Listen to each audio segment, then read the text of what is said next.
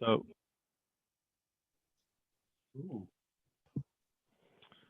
we're also being reminded that the meeting is being recorded. All right. So welcome. I'm calling the meeting to order at 7:05 p.m. on June 8th, 2021. My name is George O'Neill. I'm the chairman of the Inland Wetlands Commission. It's important, I think, for everyone, given the number of people we have on our call, to review the requirements.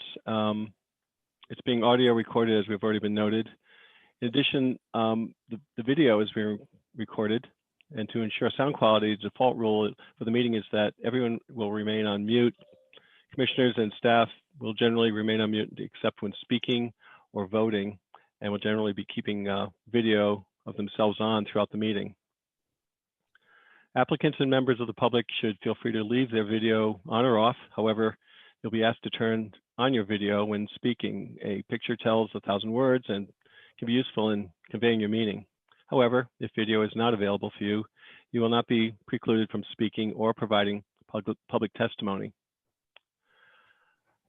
If you are speaking in the meeting and have an exhibit to submit to the commission, which was not distributed in advance of the meeting with the rest of the materials, please indicate that you wish to submit an exhibit. You'll need to hold it up to the camera so that the commission and all the members of the public may view it.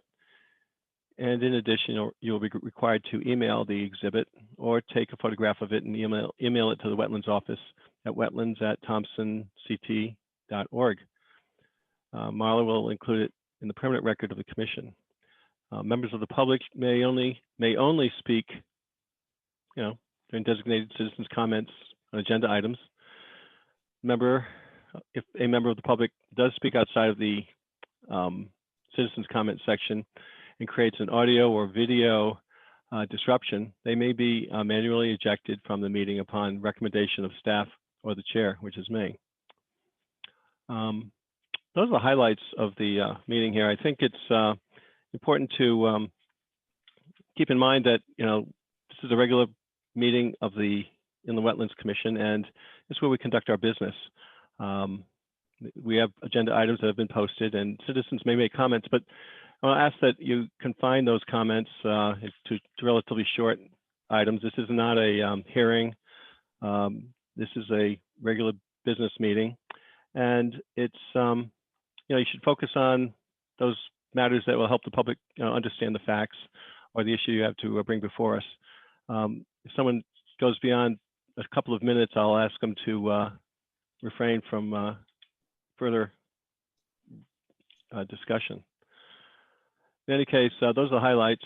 So moving on, if I can find my agenda, which is here somewhere. Okay, we called it appointment. We have no alternates to appoint. Action on minutes of the previous meeting, minutes of May 11th, 2021. Any changes or amendments? George, I would like to note that the header on the minutes says agenda instead of minutes, and that should be corrected. I see. Thank you for so noted. I have something that I want to draw reference to, probably more for later on, but it was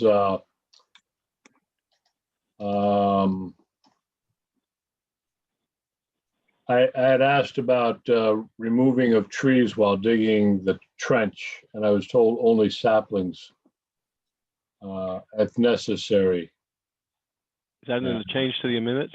I believe that is correct, but I really want to reference back to that point later on. Is that okay? All right, so as far as the minutes for the last meeting, are you making a amendment or a revision or correction?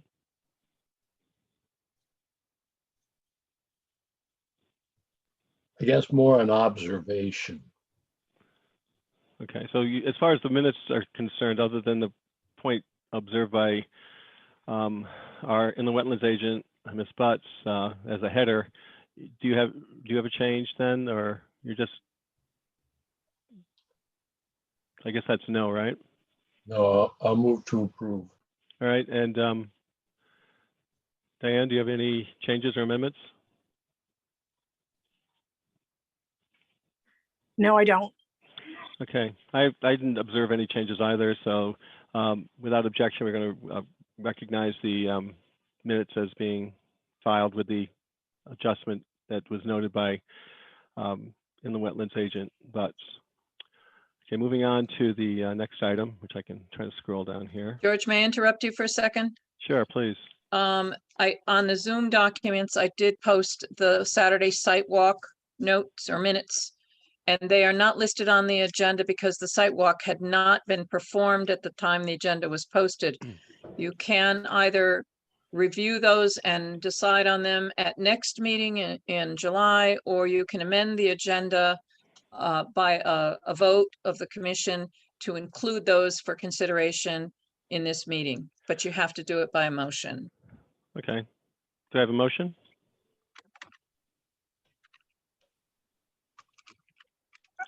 It's Diane. I'll make a motion to include the minutes or the agenda from the site walk this past Saturday to the meeting minutes. Do I have a second? Yeah, I'll second that.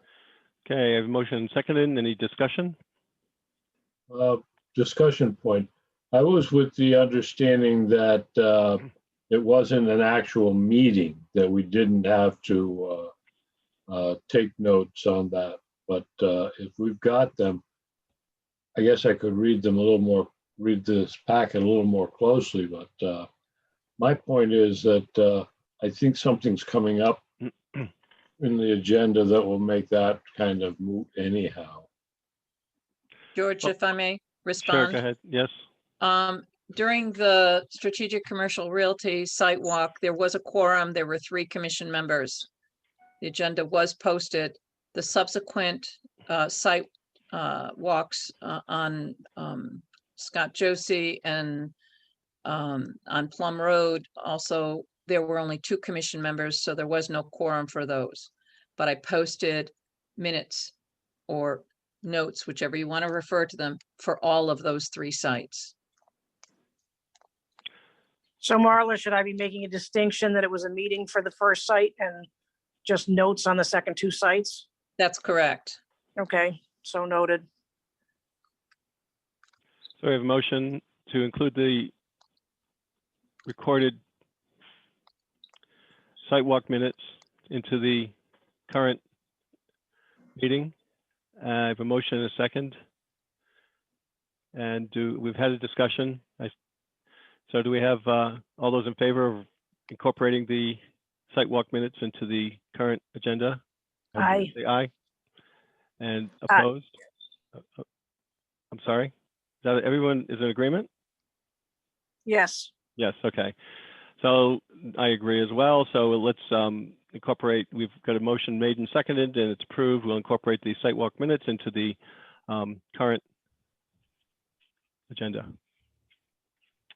So Okay, George, if I yeah. may intercede, on page 8 of the Zoom documents is the minutes if you wish to take a look at them. I know, yeah, I did review them and certainly they've been provided to the public, right, as a available download. So, Correct. but thank you for bringing that up, pointing that up. It's on page 9, I guess. They start on page 8. All right. Okay, we've approved that change, amendment. The next item is agenda item D, which is citizens' comments on agenda items.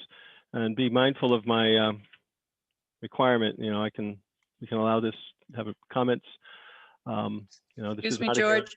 Yeah. George, what's the commission's position on the site walk minutes? Do they wish to pass on deciding them, or do they want to review them now and decide whether they're acceptable or need changes? I read them this afternoon, I guess. I don't see any problems with what was here.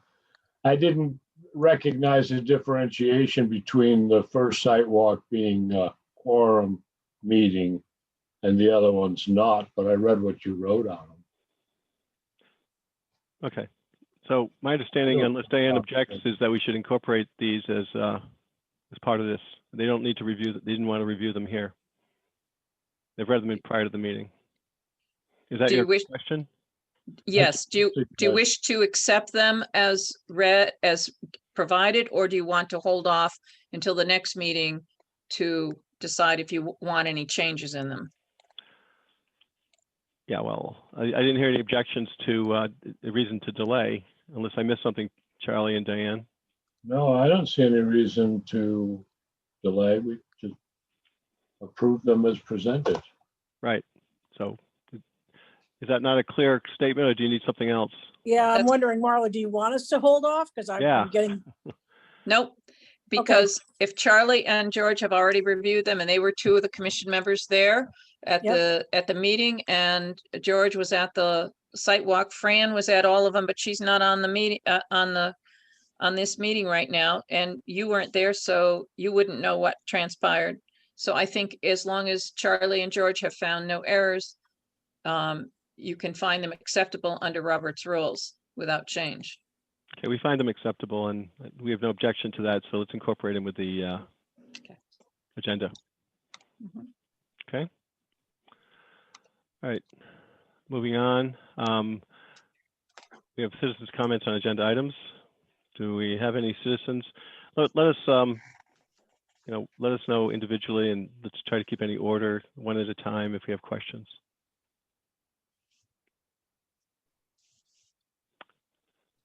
Don't forget to unmute. Okay, I see Ms. Arsenal is, you would please identify yourself and state what you have to say. Yes, unmute your, there you go. Okay. Okay, my name is Gail Arsenault and my address is 157 Spicer Road in Thompson. As a concerned citizen, resident, and taxpayer in the town of Thompson, I have the following concerns regarding the application for the underground utility at 597 East Thompson Road. I reviewed all the documents that was sent by the inland wetlands agent. And after reviewing the application, the NBDB conditions outlined in their letter of May 27th, and all of the email interactions that were part of that mailing, according to the application that was done by Mr. Jason LaValle, the trenching project proposed start date was April 5th and the completion date was April 30th. So my question to the chair or to whomever can answer it is, has the project been completed since we're now up to June 8th? Good, okay, I think we understand the question. I'll ask that our inland wetlands agent perhaps address it, as she has perhaps more detailed information on this than I would. Since Mr. LaValle's application is up under old applications, that question can be reviewed at that point. Okay, so I'll have to address it at a later time during the meeting. Okay, so we're putting that one on hold? Well, later in the meeting. Okay.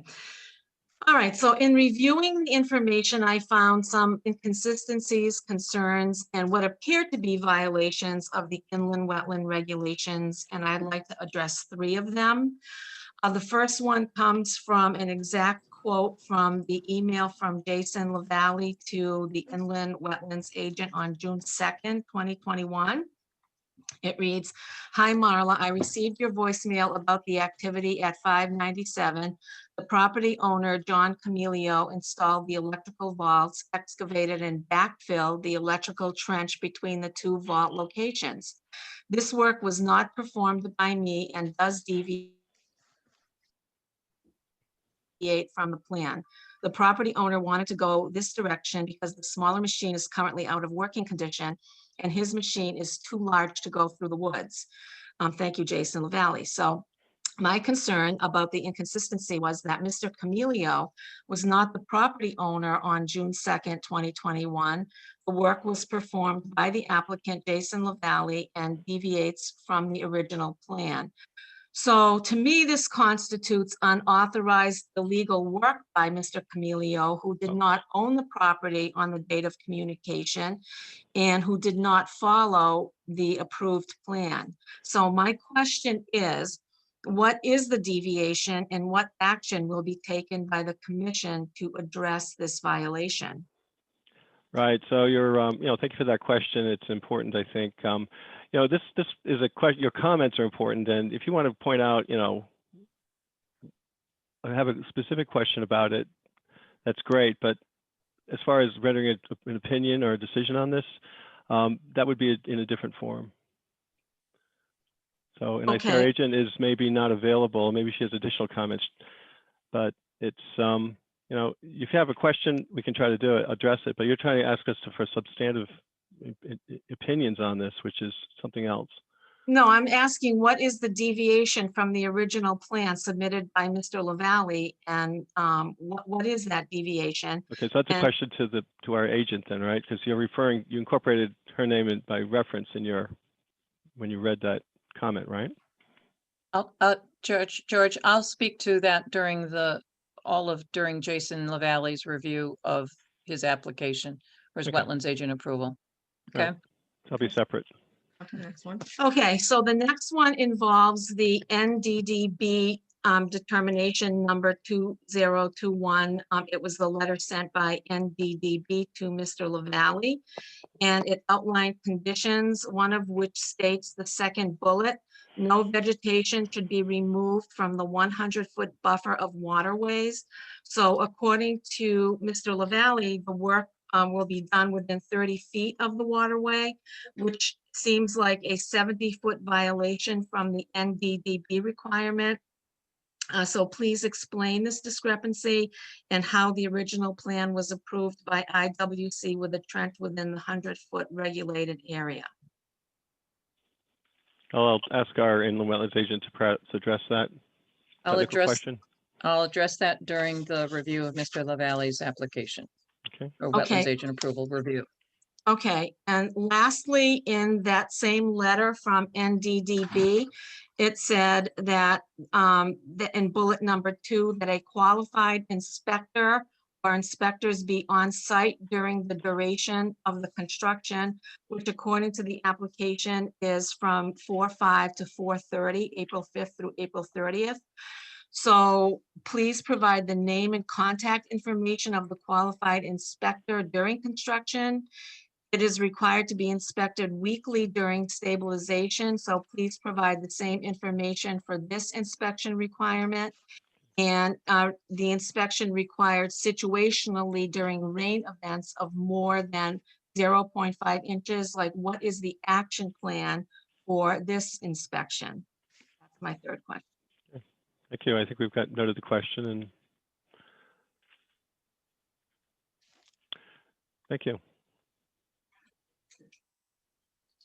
Is I'll there also, going to be- I'll just for Gail's information, I'll talk about that during the application review, the review of the wetlands agent approval. Okay, so those are my 3 questions. Thank you. Do we have any other questions? No. No comments? Other citizens have comments. Okay, Yes. yes, I have another one. yes, I'm sharing the screen, computer screen with my sister Gail Arsenault. My name is Kathleen Godzik, and I reside at 157 Spicer Road in Thompson, Connecticut. And I submitted, prior to the meeting, I submitted an 8-page document with 76 questions with regard to IWA 21012. So that should be available to you. This is with regard to Strategic Commercial Realty, DBA Rawson Materials at the East Thompson Road. And you have the assessor's map where they would like to create a 3.5 plus minus acre pond by the removal of 120,000 cubic yards of sand and gravel and construct a relocated driveway for a proposed single family home. And then the document on your agenda states how it was introduced to the committee and process. My comments are that I am very concerned, a concerned citizen with regard to the proposal to actually construct a 3.5 acre pond. I was on the site visit. So I was able to then get a understanding of exactly where this proposed construction is going to be occurring. And there were a number of things, observations that I did make. I then decided to formulate, and the number of questions that came to mind with my background as I'm degreed in biology. I have a advanced degree in orthopedic surgery. I'm a medical doctor, physician, and an orthopedic surgeon. And I'm also have been involved in conservation throughout my career.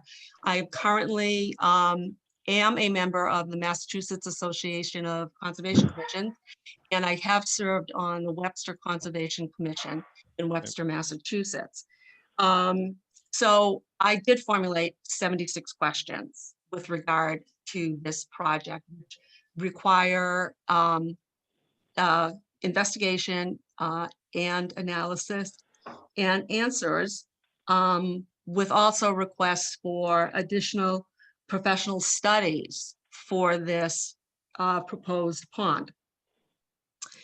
So how would you like to handle that? Thank you for your As- question. I think you've made it pretty clear what it is. And I did take a note your request, Ms. Godzik. And certainly those are important elements. Perhaps the best way to approach this would be to enter it into the record and use that as part of our query, because we aren't yet at the, it comes in a different stage of this. Perhaps another forum would be more appropriate. Perhaps if we decide on a hearing, perhaps that's the best way to go. And or it could be those elements could be included in a request for additional information from the applicants. But this isn't a hearing, and we want to Okay. we've noted those items are noted. Ms. Butts, any other suggestions on how we And might just approach this? before I close, I do want to go on record that I find this proposed construction of a 3.5 acre pond with an approximate depth of 31 feet. I consider this activity does constitute. It really belongs. I think your comment, Ms. Godzik, I appreciate your concern. Okay, I think we note that, but I think some of the comments here really, for the benefit of the applicants, that belongs in a different forum. All right, so I'm not trying to curtail it. I think you made your point, and I think we've taken it to heart. So thank you for that. And you will be letting me know which format. I'll look to our any guidance on this in the wetlands agent. Marla Butts speaking. I got the questions, the list of questions. There were 8 pages of it, and it came from Gail Arsenal. But No, it came from both of us. Yeah, but it was under Gail's email, so I made an assumption that, and I responded to Gail earlier today. No. And Okay, that's okay, but it came from me. Yeah, Okay. yeah, I understand that now. So at that time, when I sent my response back, I indicated that I have, and in fact, I'll read this to you, my response back. Thank you for your attachment listing your concerns and detailed list of questions regarding proposed activities on 0 East Thompson Road. I can see you put a good deal of effort to identify many valid issues. The follow-up, as they follow up to the Saturday site walk, I will be soliciting input from the Inland Wetlands Commission for a letter of incompleteness and request for additional information to be sent to the applicant for response. I expect to be incorporating most of your concerns in a written request for additional information. So that's how I'm handling your questions. They will be, the request for additional information will be included. And I have forwarded a copy of your list of questions to David Held. I forwarded this email to him and indicated that this would be included in an overall letter that would cover as many items as I could find that needed to be addressed, so that we don't have multiple letters going, say, give me this now, and then give me this later, and then give me this later. So now that the commission has seen the site, they understand what the site looks like. They may want to have additional information added in, and I want to have one primary document that identifies as much as possible all the additional information at once. So yes, Excellent. your concerns will be included. Thank you very much. I appreciate that. So thank you for those questions. Are there any other citizens that wish to voice concerns or have questions, comments on the Yes. agenda items? I do. My name Could is you- Bonnie Robbins. I live at 591 East Thompson Road in Thompson, Connecticut. I'm an immediate abutter of the project, and I just wanted to let everybody here know that my husband and I have purchased this property back in 2000, and we have firstly enjoyed our woods, our rocky brook, brimming with freshwater mussels, crayfish, brook trout. We've seen many deer, turkey, and other wildlife, as well as lady slippers. That being said, it was short-lived due to strategic Rawson and the removal of trees, brush, vegetation, loam, sand, and gravel, all while not adhering to the guidelines under your regulations. I mentioned in the last meeting that I had to call John Mahan because he was 1 foot away from our boundary. We have already seen from the site walk, as earlier mentioned, not being 100 feet from the wetlands. So I'm very concerned. That's my comment. And then I do have a question, and I don't know if it can be addressed right now, but we were all given a map on the site walk. And there's a dotted circle around the property, which includes our property. And I didn't know if anybody could tell me what that is. Yeah, we understand your question. Molly, how can we best address? There were 2 maps that were offered to the commission, and extra copies were offered to the citizens. One was it was a large 17 by 11 sheet, 2 sheets, and that was Strategic Commercial Realties. And then there was one, I believe it was, I don't think it was 11 by 17 or 8.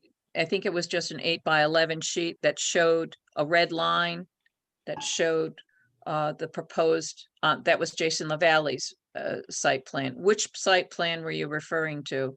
I'm referring to the one, the large 11 by 17 one. That is the pond construction site? Yes.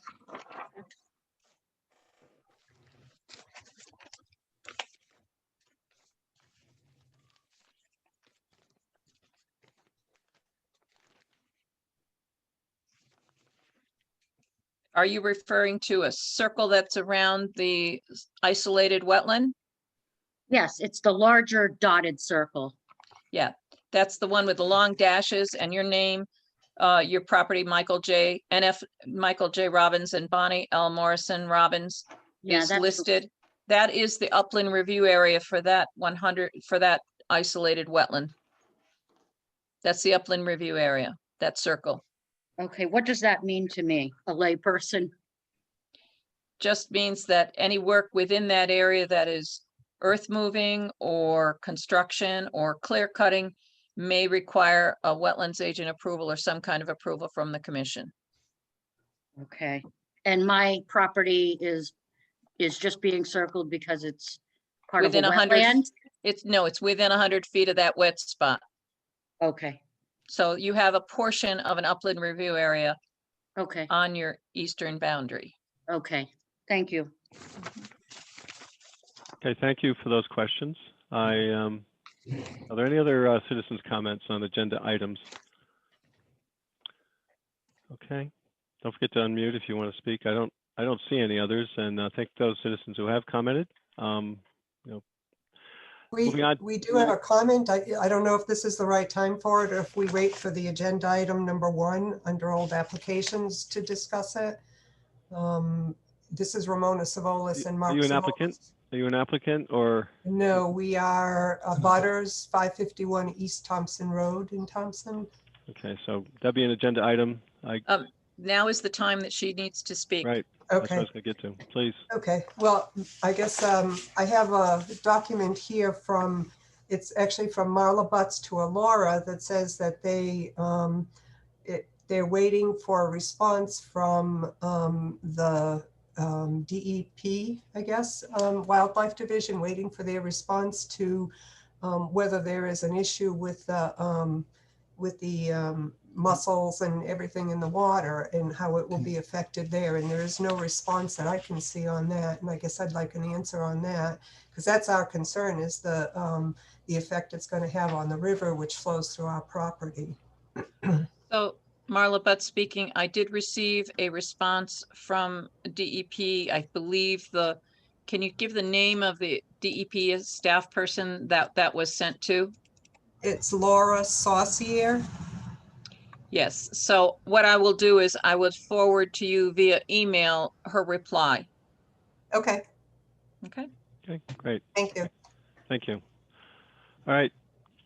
Any other citizens' comments? All right, hearing none. Let's move on to agenda item EA, old applications. First old application I have here is WAA 21008 Jason LaValle, 0 East Thompson Road, also known as 597 East Thompson Road, Assessor's Map 154, Block 5, Lot 10. Construct underground utility in the upland review area for a new single-family home issued on 5/12/21. Legal notice published on 5/21/21. Appealed via email by Bonnie Robbins on 5/26/21. Okay, Ms. Butts, what's next on this item? okay, so in the Zoom documents, I've included the application form again. And also then if you go to it, as well as the site plan, I've also included on page 17, the NDDB, the Natural Diversity Database review, which Ms. Arsenault was referring to. And then, so let me talk first about the Natural Diversity Database review. There were 3 questions that Gail Arsenault had. 2 of them related specifically to this letter. One of them was no vegetation should be removed within a 100-foot buffer of waterways. The other one dealt with a qualified inspector shall be on site daily during the duration of construction, weekly stabilization, and within 24-hour events of a 1/2 inch of precipitation or more, etc. But when you read her letter, the reviews by the Natural Diversity Database staff are for guidance. They're for guidance to the commission. What happened to my screen? I just put up the Oh, application. I shared my screen and I put it up. it's not coming through on mine. Charlie, or Viewing options. is anyone, am I the only one that sees it, or? So far, Yeah, so Okay. far, George. Well, I guess I'll have to abandon this and stop sharing. It's not coming through. Anyway, how's that? I tried to put up the item you're referring to, but it doesn't. I wasn't successful, so it's Okay. my error. Sorry. So the staff at the Natural Diversity Database gets requests because the way Thompson has set up its application form is that if you are on a spot that they've identified as having a species of special concern or an endangered species, the commission asks that you get a review from the Natural Diversity Database for their input so the commission can use that and decide how they want to take that information.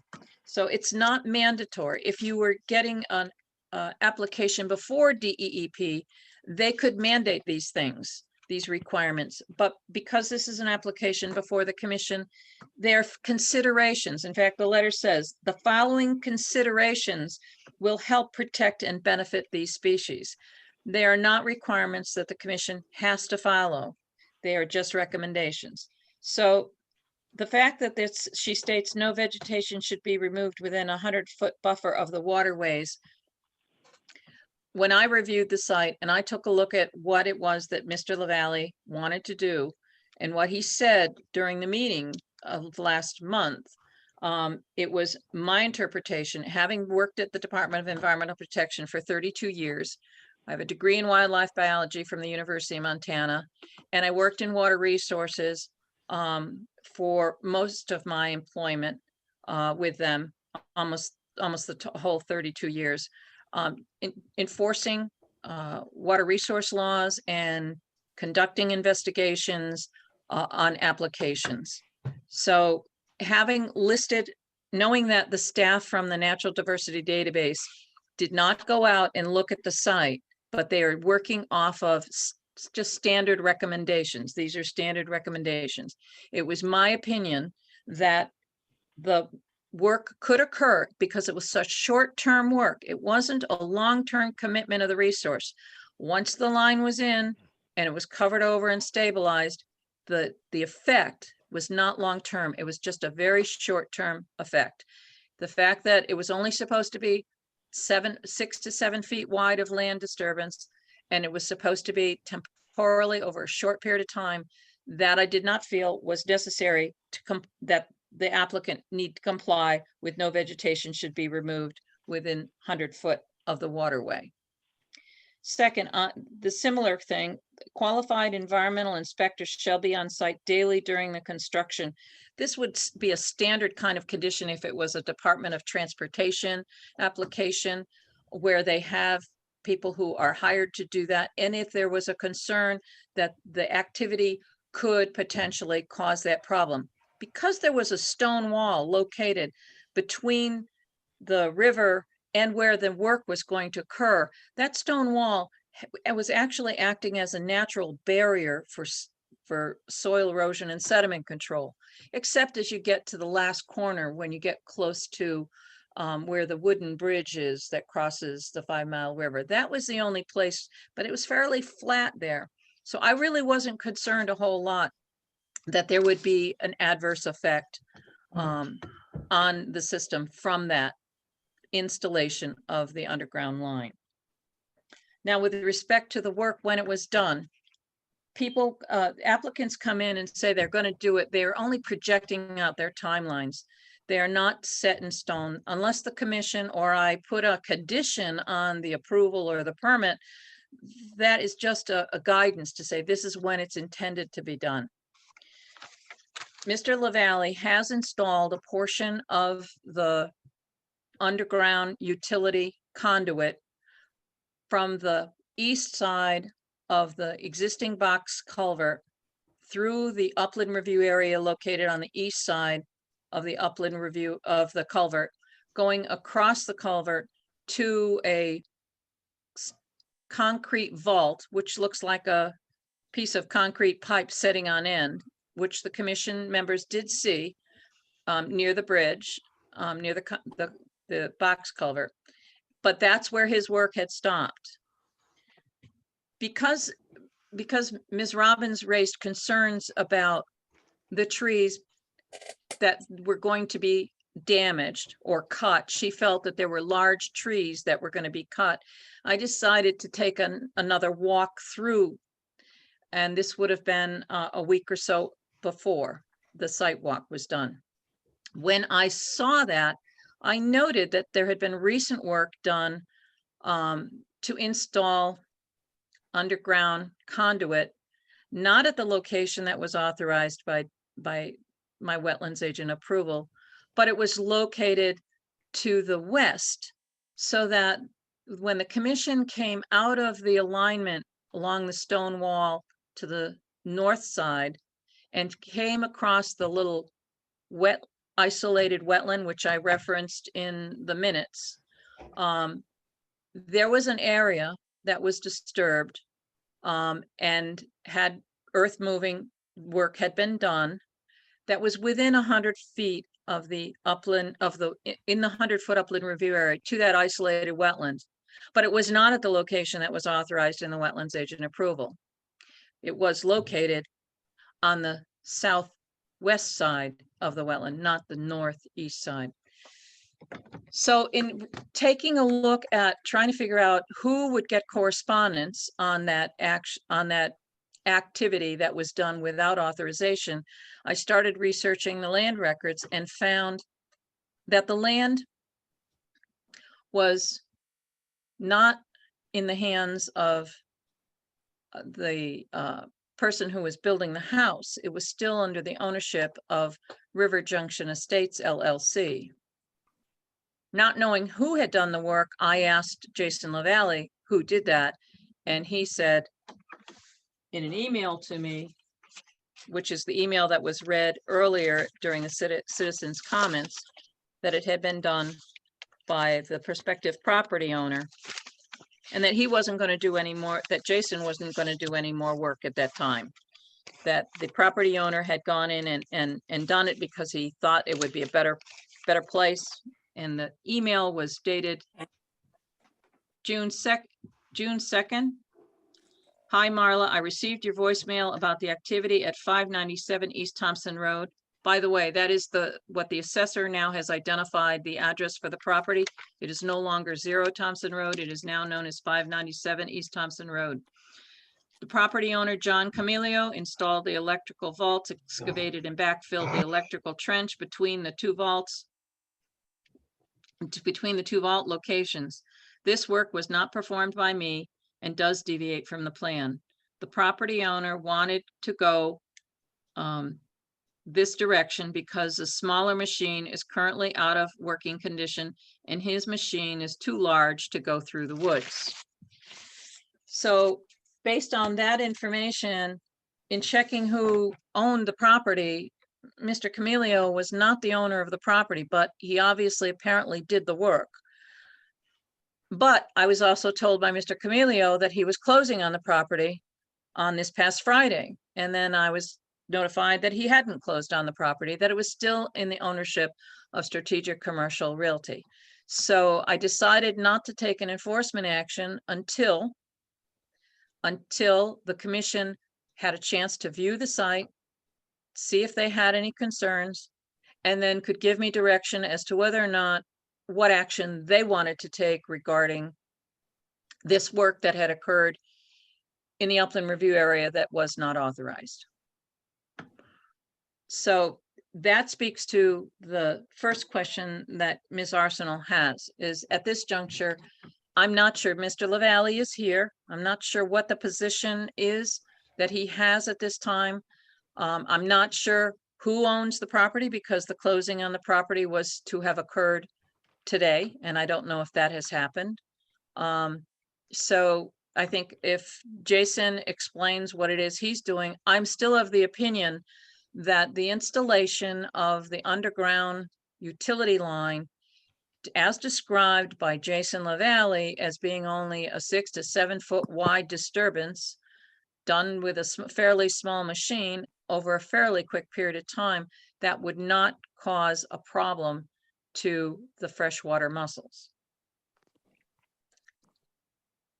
So I think at this juncture, it would be appropriate to have Mr. LaValle explain where he stands on his application, and if he is aware of what is going to happen with the line that is currently been installed that's not in as approved under his wetlands agent approval. Okay, see, the chair recognizes Mr. LaValle. Mr. LaValle, do you have comments to address the concerns of our inland wetlands agent? Yeah. So I'm sitting here with John Camilio, the property owner. He did close on the property today at 4 o'clock. And prior to this, he did have a lease agreement with Mr. Rawson to build a house up there. So he did have legal, authority from Alan to do this stuff. So anyways, as of today, as of 4 o'clock, he does own the land. And he's sitting right here. Hi. So just as my email had said that he couldn't go through the woods with my smaller machine. So he took the initiative with his excavator and went up through the driveway, which was the easiest route to do, which was separation from the wetlands. So I guess at this point he stopped Rawson. He's Jack. I call him Jack. His real name is John. But he's going to remove the conduit that was installed last week, excavate it, remove it, and we're going to install it of what I proposed a month ago. We're going to stay along that stone wall and disturb 6 or 7 feet of soil. That's the plan.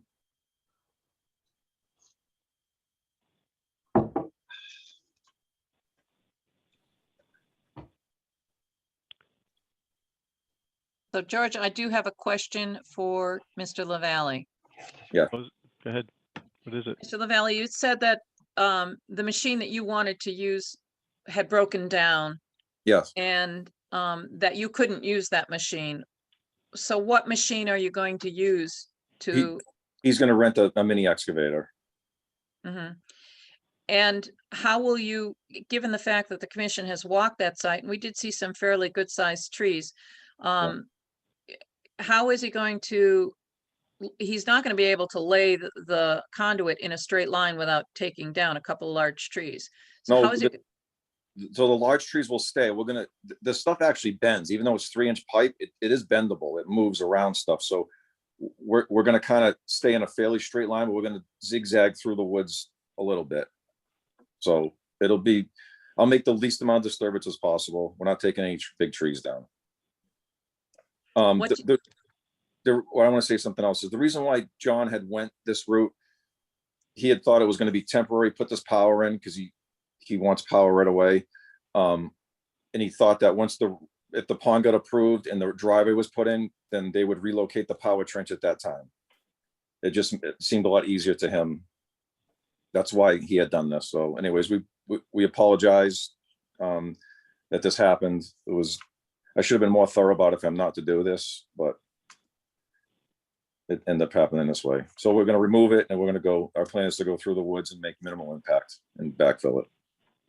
So the next question that I have is timing. Because the commission has to decide, since there's been an appeal of my decision or a request for reconsideration of my decision, they need all the facts. So what would be the timing that you would expect to be doing this and over what period of time? I would say we're probably going to get a mini excavator there for next Monday and start on Monday. Probably take a matter of like three days. I got to get it inspected and, connect all the pipe and stuff like that. So I would say next week should be start and completed. So the next question that I have is for the commission as to what is their pleasure regarding the request for reconsideration of the wetlands agent approval. The statute allows you several options. You can accept the wetlands agent approval. You can rescind it. You can require an individual permit for that. If you want, I'll read it straight from the statute for you as to what your options are. It's in the statute.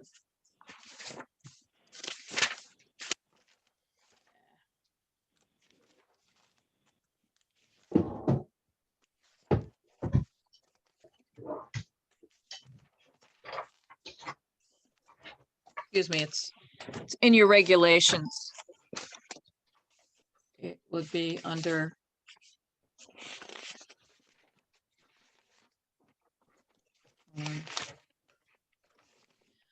section 11, parenthetical B, number 2. Any person, it says any person receiving such approval shall from such agent shall within 10 days of the date of approval publish at the applicant's expense notice of approval of the newspaper having a general circulation in the town wherein the activity is located or will have an effect. Any person may appeal such decision of such agency within 15 days after the date of publication of the notice, and the agency shall consider such appeal at its next regularly scheduled meeting, provided such meeting is no earlier than 3 business days after the receipt of such agency or agent of the appeal. The agency at its discretion, the agency shall at its discretion sustain, alter, or reject the decision of the agent or require an application for a permit in accordance with section 7 of these regulations. So the commission has a decision to make as to whether or not they want to sustain the wetlands agent approval, to alter it, or to reject the decision that I made to issue the wetlands agent approval, or require an application for a permit. Who's Marla, Fran, who's spoke? Roanoke, Oh, and Mary, members. go ahead. Go, Fran. it sounds to me like it was a series of unfortunate events that somebody took it upon themselves, the landowner now, to install the conduit. But it also sounds as though Mr. LaValle is going to put it where it belongs. Where it belonged according to the wetland Asian approval. So I don't know why that would, it sounds like he's going to fix the mistake that was made by the property owner and get it out of the place that will impact other activities that are proposed there. So I don't know why it would rescind it. It sounds like he's trying to fix it. So Fran, do we understand then that you're recommending that we vote to sustain Well, sustain the either that original? or alter it to acknowledge that this happened, but that it's going to be repaired properly. Yeah, but is it, Marla, from a technical standpoint, is it necessary to modify it to recognize that, or can we simply sustain it and have them correct the oversight? Well, what you could do, two things. You could modify it. You could set time limits on which the work needs to be completed by, since you've gotten representations, but since there's a non-compliance history on the part of the property owner, you might want to modify the approval to require the work to be initiated and completed with X number of days, within X number of days, like 7 days or 14 days. You may sustain it as it stands now, but then you can't guarantee if the work gets completed within this reasonable period of time. I'm sure it's in the interest of the property owner to do it in a reasonable period of time because he wants the electricity to the house site. But that would be the option. I would not recommend a permit for it, and I don't recommend rejecting it. Is you recommending amending it? Is that what you're suggesting? I'm saying that's two options. You can sustain it or recommend it be amended to provide for a timetable for completion of the work within a set period of time. Okay. Go ahead, Mr. Fran. O'Neill, Yes. Fran Morano, Mr. LaValle, I thought said that he could get it done in 2 weeks. Is that correct? Even shorter, I believe. He may still But be if- here, but it's like If a he week. were given 2 weeks, then that would give the time limit to make sure that this was taken care of expeditiously. It sounds like it would be. I guess Ms. LaValle is still here. If you could. Yes, my full intention is to get it next week, but if there's a torrential downpour or something, but if you could give us a 14-day window, that would be fantastic. But he wants pop, so we'll get on it right away for sure. So it sounds like he could do it. Yeah. I have two observations that might possibly wind up being a modification. Number one is, while we were out there, it didn't look to me like the path that was selected for laying down this service was really the path of least resistance. And looking at it on the map, I can see this odd shape, almost like two hard-boiled eggs. Here where it says power trench on the pages, page 16. Yeah.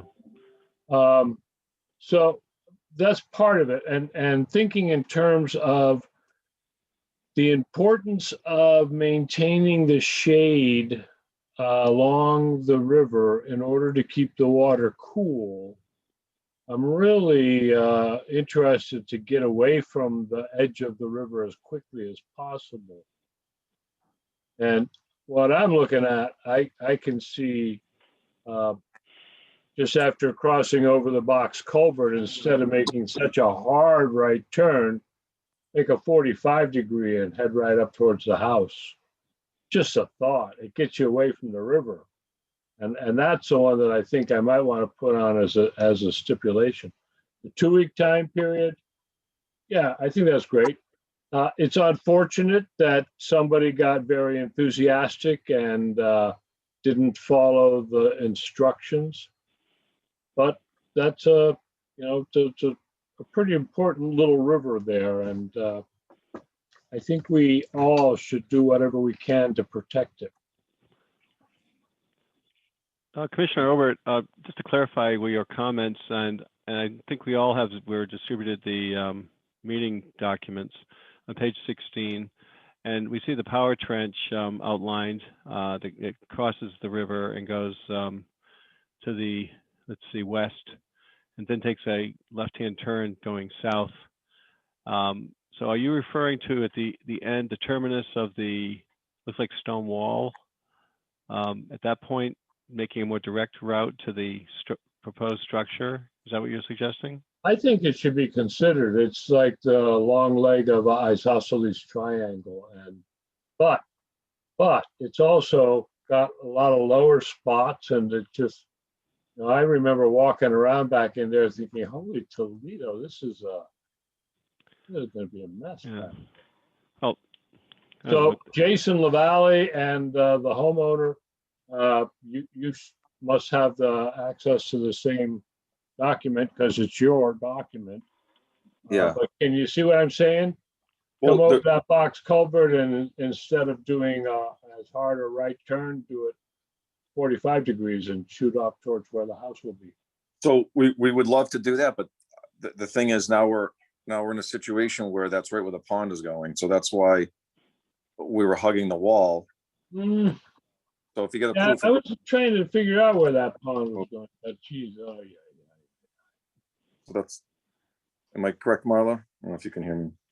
The pond is not a fait accompli. Yeah. So there's no guarantee that the pond will be there, but there's no guarantee that it won't be there. So I think what the homeowner is attempting to do is to anticipate to the best that he can that should an approval go through, then the power trench would not have to be relocated. Because he can't foresee what decision the commission would make regarding the pond. So he doesn't want his power disrupted should the commission decide to authorize the pond application. But if the pond application is not authorized, he has a driveway access already. And his power line does not have to follow the driveway, wherever the driveway actually is. It doesn't have to follow it. So from the standpoint of moving the location inward, that would move it into what is the proposed pond. I have no idea how that affects his relationship with Strategic Commercial Realty. But from a standpoint of should there be some kind of excavation that's allowed, that would potentially cause an interference of his electrical supply to his home. So I from a standpoint of alternatives with potential future options, one way or another, this makes sense to me to put it at this location. I'm not convinced that a pond would be built at that location that would require the relocation of the driveway along the power trench. So Marla, so what we're saying here is timing, and would it be, how about an alternative? Is there an alternative? Either or, if there is, it's also a timing of when do you need the power? If it's more expedient, then this makes the proposed plan make sense. However, if you can wait until the future decisions are made, then you could put it somewhere else. So obviously suggesting that they may want to withdraw their actions until such time as the decision is made on the disposition of other activity. It's my understanding he has a building permit for the house and he's already started construction. Okay. Well, I think Commissioner Obert points out that there are alternatives here, and you have to may want to change or consider alternatives if that's the case. But from our instinct, go ahead. If you wish to do that, then basically you would be rescinding my decision because I don't have the other alignment that Right. Charlie is talking about. Right. You have to go basically start all over. Yeah, so it's Commissioner Chapin. So I mean, in my opinion, I think we should amend the original approval to include a timeline, to reverse the work that's been done and to do the work as according to plan within 14 days. And that's my input. Okay. So do we, Commissioner Obert, any additional comments? Yes, I'm trying to, Diane, please help me to understand this. Your suggestion is that we approve the original plan, which was to go along the stone wall, along the 5 Mile River, and then cut a hard left turn and head down towards the site of the new house. Right. I guess what I'm saying is I think we should sustain Marla's decision and if anything, modify it to include a timeline because of the disruption that has occurred. And Mr. LaValle, I understood that you have a piece of equipment that will be able to fit through there. You know, if you break through the roots of a tree, it's going to die. But to avoid as many of them as possible in along the 5 Mile River, is that my intent with this? My machine that's small enough is broken, so John is going to rent a mini excavator and we're going to run it.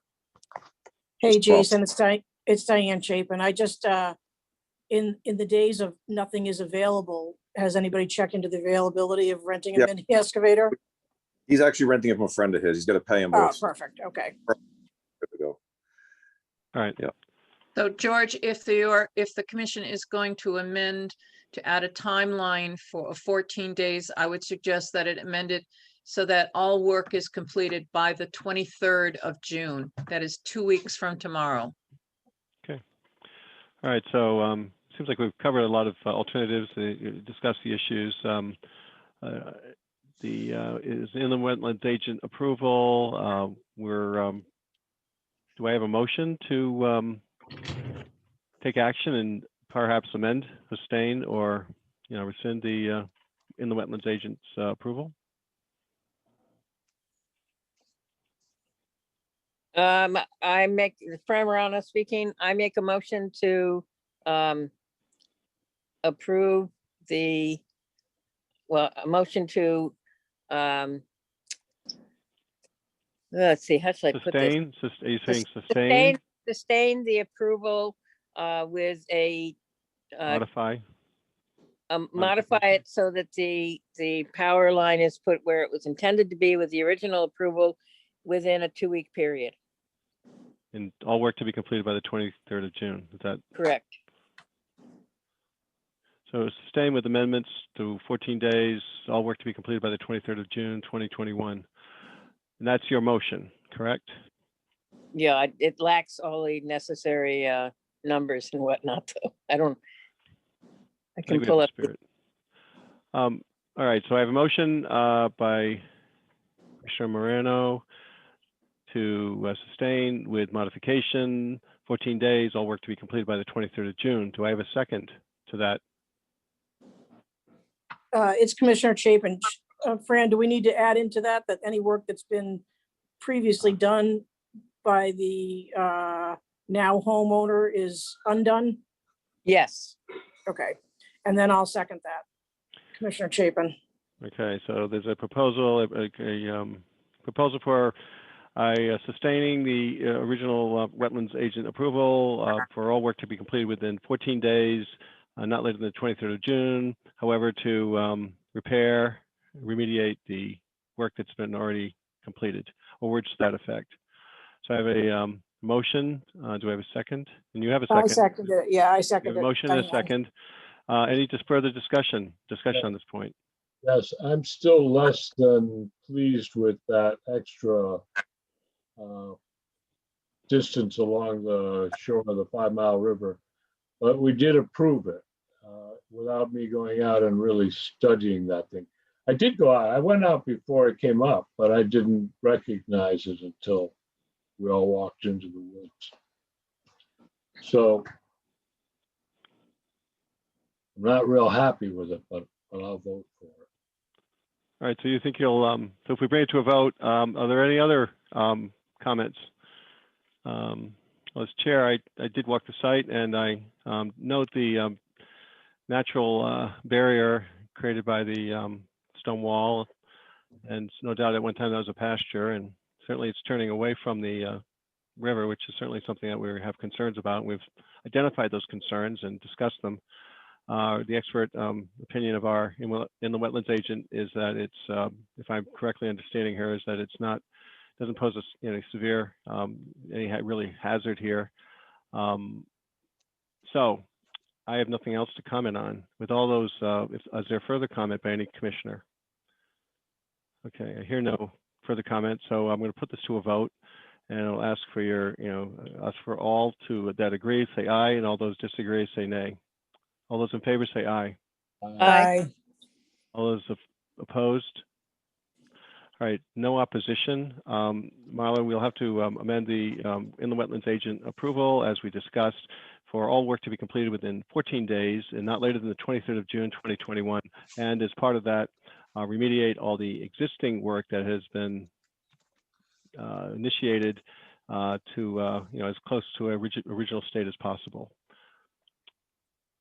Okay, and that matter is closed. Let's move on to the next one. And it will be, let me find it here, I'm scrolling. Addenda item 2, old applications.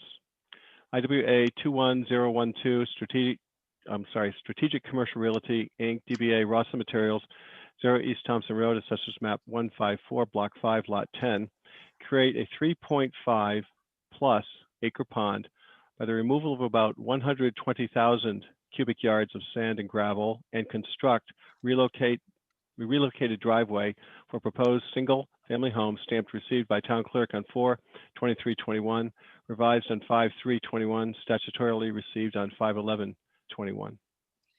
Excuse me, George, I Yeah. have to interrupt you for a moment because you need to go to I skipped page something? 21 of the Oh, Zoom no. documents. Starting at page 19, there was a petition that I received requesting a public hearing on wetlands agent approval 21008, Oh, my which is goodness. the valleys. And I requested legal counsel's advice on that. And that was where he indicated that a petition, while there are many different opinions from lawyers about whether or not the petition could apply or not apply, the ultimate result is that a petition on the wetlands agent approval was not valid at that stage, at least. And I also asked a question because Ms. Robbins asked for a cease and desist order to be issued. And his response was that all is that the owner, if that the inland wetlands could reverse the granting of a permit following an appeal, but that couldn't issue a cease and desist unless the scope of the permit was exceeded or the application, the applicant misrepresented the facts as to what was proposed, and then we could issue an enforcement order. And I looked at all the facts. I had understood what had happened between the misunderstanding of the current property owner about what his responsibilities were under wetlands. I did not feel that this was something that warranted any further action to rescind the wetlands agent approval. But that is in the Zoom documents, and it may have implications at a later time, but the commission has rendered its decision on the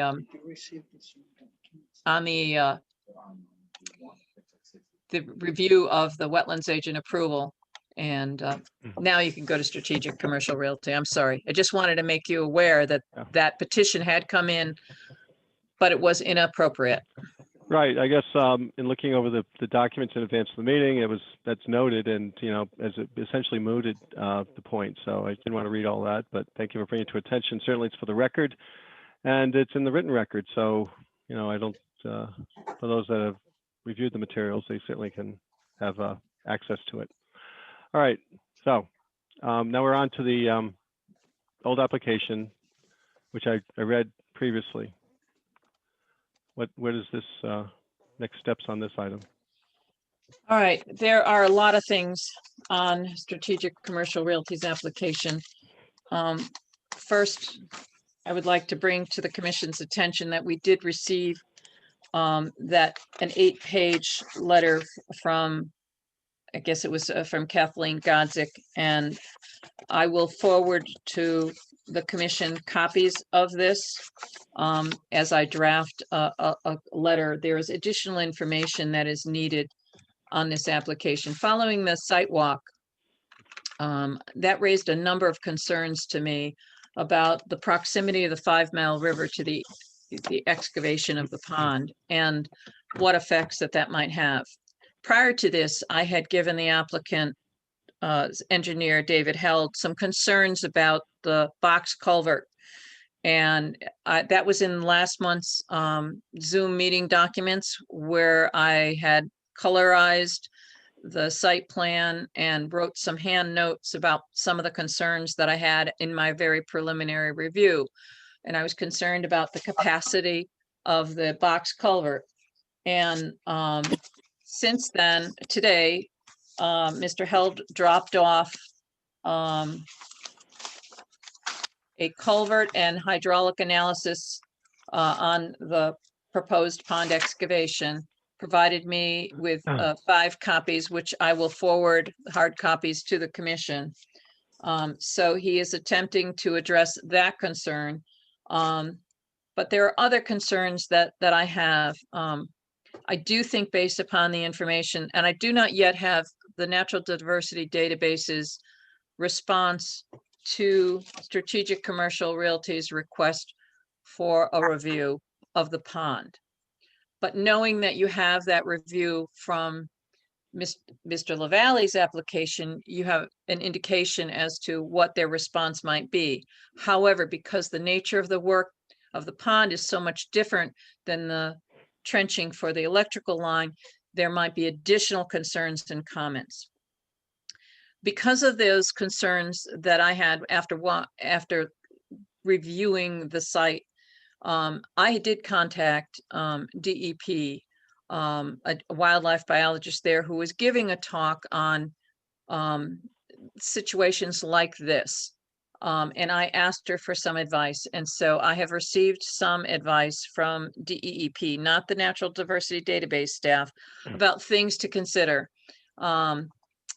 And so at this juncture, I do believe that the site needs an environmental assessment of the 5 Mile River itself and associated wetlands within the property limits, performed by qualified wetlands scientists with experience on the effects of pond construction on receiving streams, including but not limited to an inventory of plant and animal species found, and any effect that the pond excavation or discharge from the pond, what it would have over time on the chemistry and the water quality of the 5 Mile River and its associated biota. I also think there needs to be the hydraulic and hydrologic evaluation of the 5 Mile River as it passes through the subject property, including but not limited to flood heights and floodplain delineations for the 2-year, the 10-year, the 25-year, and the 100-year return frequency storms, particularly located east of the box culvert, because there isn't much elevation change between the floodplain or the wetlands of the 5 Mile River and the remaining land that is going to be excavated. There isn't a very high dike between the two, and I don't know what the flood heights would be, whether or not they could actually overtop those areas. I also think there needs to be a soil evaluation and that identifies the potential effects of the permissivity of water through the soils that are proposed to remain between the 5 Mile River and the pond excavation site. And that needs to be done by a qualified soils engineer or soil scientist to project for the project to project the potential effect of water bleeding through the pond's embankment located east of the box culvert, not only on the structure of the embankment, but also on the flows of the 5 Mile River as it passes through the excavation site. If you recall, As the river winds around the proposed excavation site, the river is higher, its water is higher than that in the pond. So there's going to be some hydrostatic pressure from the water in the river. Now, this is a gravel site, so it's going to be fairly pervious to water flow. So what is it going to do to the flow in the river? Can the water bleed through those remaining soils, the embankment that's going to remain between the river and the lower pond elevation, and cause a dewatering or a loss of flow in the 5 Mile River? And I don't want to see a portion of the 5 Mile River drying up because the water's bleeding through the embankment that is in the pond between not just not just east of the box culvert, but also west of the box culvert, because there's going to be a 12-foot drop or 10-foot drop, excuse me, between the elevation of the embankment, and the river is going to be a little bit lower, but not that much. There's a number of items on the plans I think that needs to be included that I don't have. I think that needs to include the location of the power trench once it is installed as to its actual location. It also needs to have, there was a timber bridge that we saw in the field on the 5 Mile River, right near the property boundary. It is not on the site plans that I have. There are a number of, in the inverts for the box culverts, that's not shown on those plans, although they would have needed those to do the hydraulic analysis. So given that, and then the 8 pages of questions that were raised by Dr.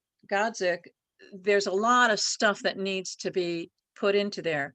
Since 3 of you commission members have walked the site, you may have additional requests or wants to have information come in. And so for that purpose, I think it's important that you identify what additional information you think you want to have in order to make an informed decision.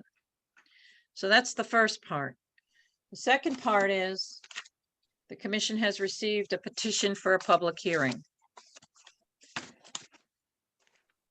And that petition was submitted to the town clerk because I wasn't in the office at the time it was dropped off. According to the town clerk, it was dropped off by Marie Savolis, and it contains over 40 signatures. I haven't had a chance to really review it. It came in yesterday. Subsequent to it's coming in, I sent an email to legal counsel regarding the petition. I had a number of questions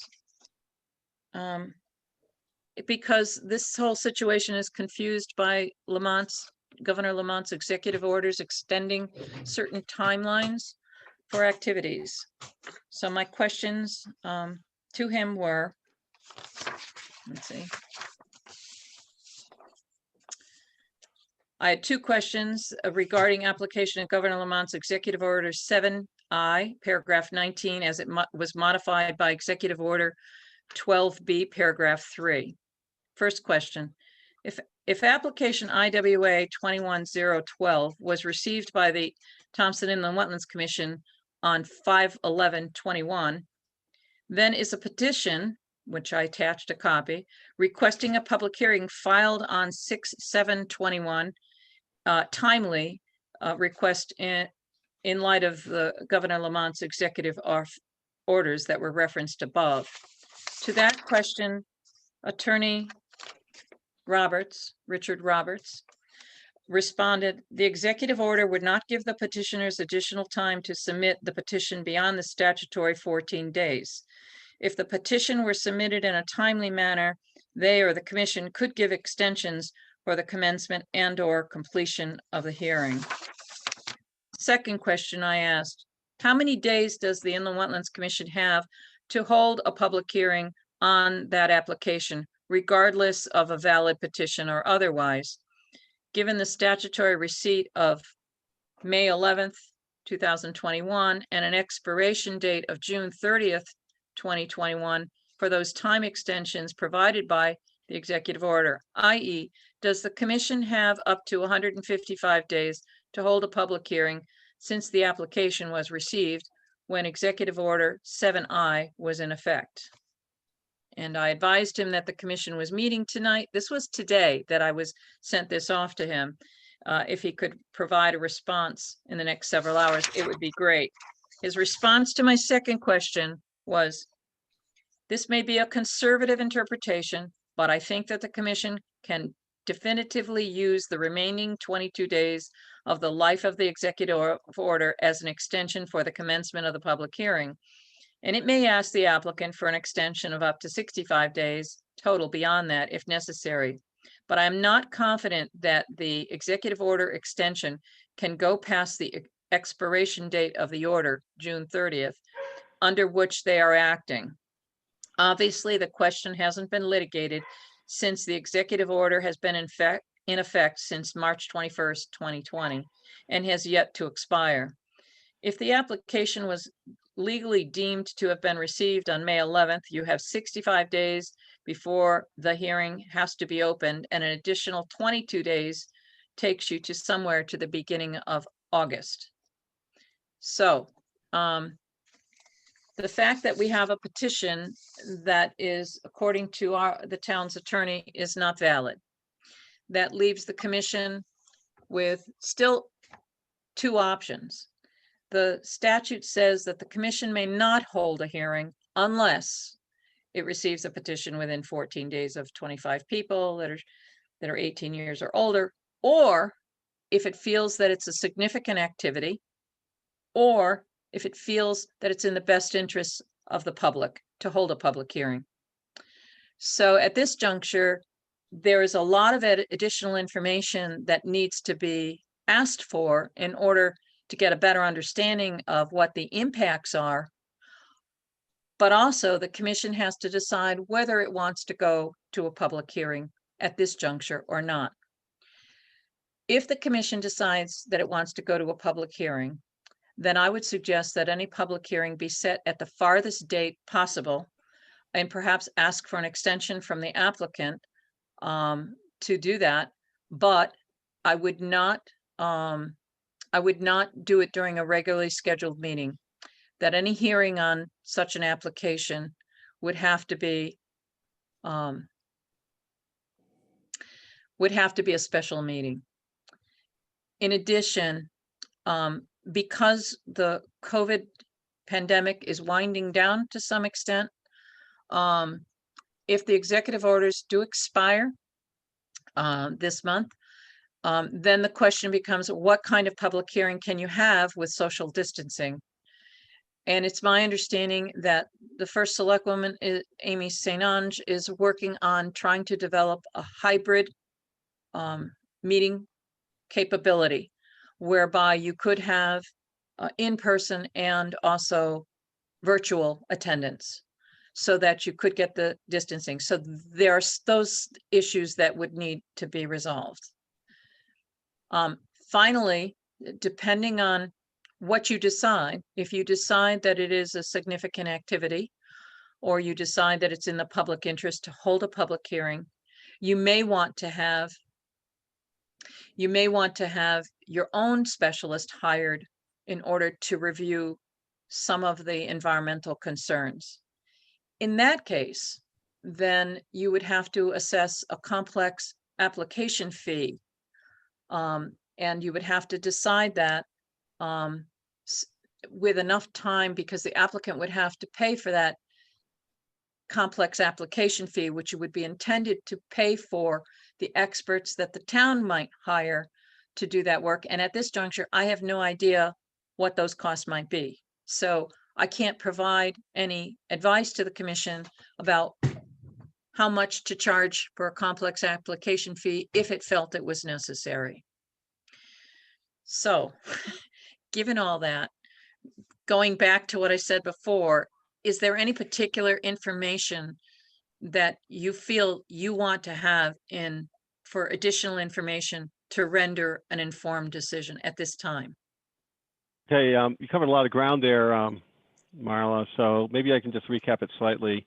You know, obviously you identified additional information, and also there's this time constraints we're working on, as well as potential studies or expert analysis, right? Those are like three categories, it feels like, and the time to do all those things. So, and you asked this open question rhetorically, really, to the commission as a group. So I'll ask our commissioners if they have comments or questions for our Inland Wetlands agent regarding this. It feels like a three-part item: information, timing for and or do we determine if the hearing is needed, wanted, and which would be prompted first by the significance of the event, and then if so, you know, timeline, and possibly seeking comments from the applicant to extend the timeline in order to have adequate time to properly study the points. Does that pretty much capture your points? All Yes, right. it does. Tried to make it short. All right, commissioners, you know, this is we'd like to hear what you have to say for the record, and for certainly the citizens that are on this, listening to this Zoom meeting. Mr. O'Neill, Yes, Fran. Fran Morano.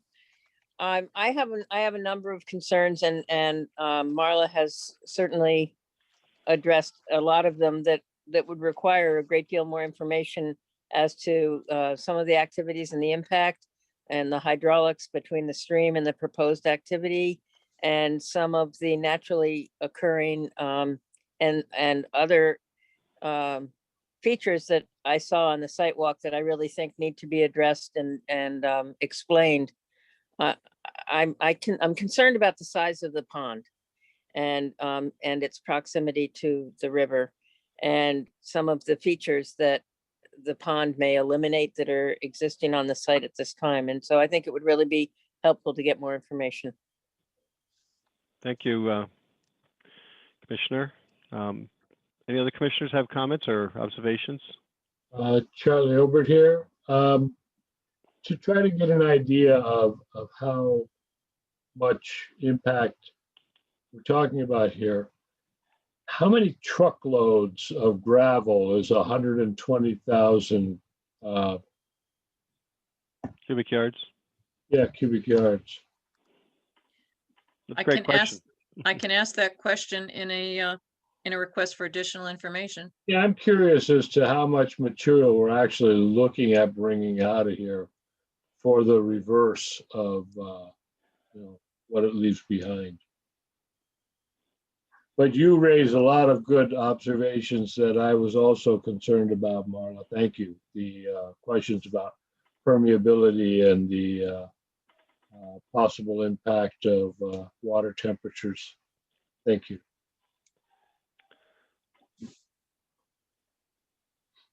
Commissioner Chapin, comments? No, I don't really have anything additional to add at this point. Marla, were you saying that I was trying to follow everything that you were reading with the dialogue back and forth with the attorney. I'm just not sure what, it sounds like the timeline for a public hearing was not followed, and we do not have to have one. And I guess I'm wondering what the purpose of a public hearing would be, where the commission already seems to have a number of questions about the appropriateness of this size of a pond in this area. Marla Butt speaking.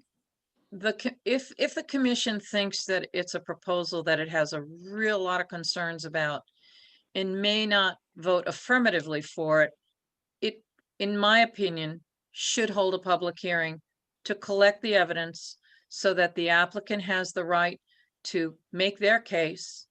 And if there are citizens that have concerns also, if that is a concern, that they have an opportunity to be heard then.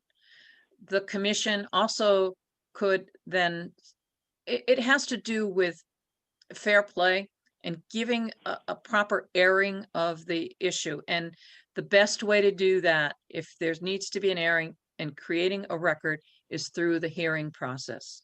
Because if the application, if the decision of the commission subsequently gets appealed for whatever reason, by whatever party, having a good record for a court to look at becomes essential. And so that really is collected through the hearing process and not through a meeting like what you're having today. Okay, so second question or follow-up questions, Commissioner Chapin. So what would the timing of such a hearing be where we have so many outstanding questions? Would the hearing then occur before those questions are answered, just to air more questions? I mean, I guess I'm a little confused on the timing. Sometimes that does happen, that when you get your answers to your first set of questions, it raises another set of questions. And there is extensions that are allowed for the public hearing. Public hearings, I believe, I'd have to double check that, but I think they have to be completed in 35 days unless the applicant grants an extension. And as in the case of an application that the commission went to hearing on Star Road, there were multiple extensions granted by the applicant when requested by the commission that exceeded the 35 days. So at this juncture, I think the commission could plan on holding a hearing in August sometime, the beginning of August, and I think it would still be within the time limits. If it found that it wasn't getting the information that it needed to get when the hearing started, one of the bases for denying an application could be that there is insufficient information or inaccurate information, or the applicant did not supply information that it was requested and that was essential to the deliberative process. So I can see how the commission could decide to hold a public hearing. Now, there are timelines for legal notices. 2 legal notices have to be published. One can't be more than 10 days before the hearing, and then the second one can't be less than 2 days, and there have to be 2 days apart. It gets quite complex to set up the legal notices for that. So we are now in the early part of June. If you decided to go to a public hearing, you could set the date in July and hold the hearing in the beginning of August. That would give time if within the next week, I get the request for additional information out to the applicant. They would have that time. If they found that that was not sufficient time to get the answers back, they could grant the commission an extension of time to hold the public hearing at a later time other than August, when the deadline was suggested by Attorney Roberts. Or they could go to the hearing and try to see if the hearing process would give them sufficient time to get the answers to those questions. So this is George O'Neill speaking. You bring excellent points. I think listening to your recommendations and the other commissioners, on its face, it strikes me, and it seems to be a thread that runs through the dialogue, is that, do we have enough information? Right? This could very well be an excellent use of the application and use of the property, and maybe having a pond of over 3 acres is maybe the best thing, but I don't know that we know that for a fact. I just don't know if we have enough information today to make this decision, to make such a decision. And if we were to schedule a hearing without that information, it wouldn't be premature. I mean, what are we going to talk about? We're going to be looking at other information. And if I'm not mistaken, did you not request additional information from other state agencies regarding the conditions that are present at this location? I did request some input for getting information about the species and about specialists that could review that, what the qualifications of the specialists would be for reviewing such an application, with the idea that maybe the town might at least to identify to the applicant what the specialties had to be, what the qualifications of the experts had to be. And or if the town wanted to pursue its own experts, what that would be. But I haven't got, DEP is not going to send staff out to do an evaluation of this project. They don't do that anymore. Okay, So don't expect to get any real assistance from DEP by way of, an application review. okay, so would it not be, and I'm posing this rhetorically, would it not be more prudent to get the facts about those specific items which you very clearly enumerated about hydrology and soils and infiltration and hydrostatic pressure and all those other elements first, and then have that information on the part of the town? The town would have that for the citizens and, the folks here, and the applicant would perhaps want to do the same, and then we could have information upon which perhaps make an informed decision. Number one, and please do not, you need to be recognized, and please mute your mic. Right, I'll ask the meeting to come to order. And if you wouldn't, Amy, would you mute the individual that's cutting in? He's muted. All right, thank you.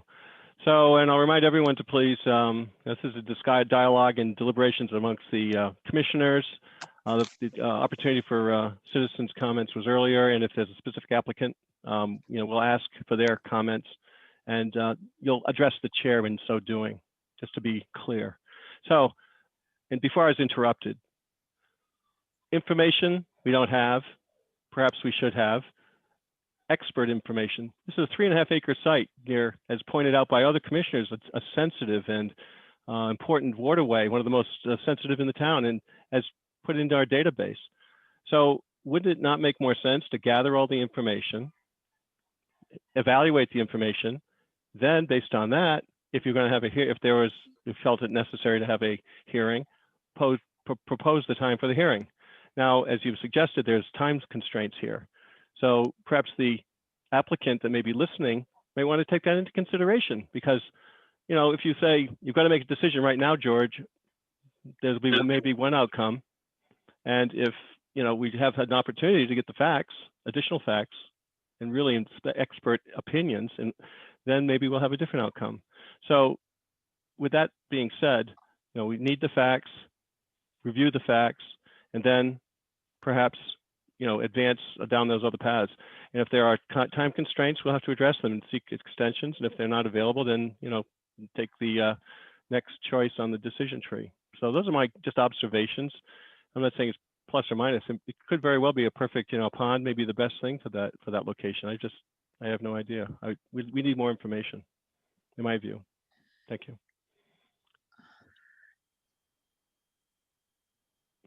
So, George, if you calculate out, if you take it without any extensions, the 65 days since the application was received on May 11th, and you tag out 65 days from that, you get to June 11th, July 11th, that takes you to 60 days.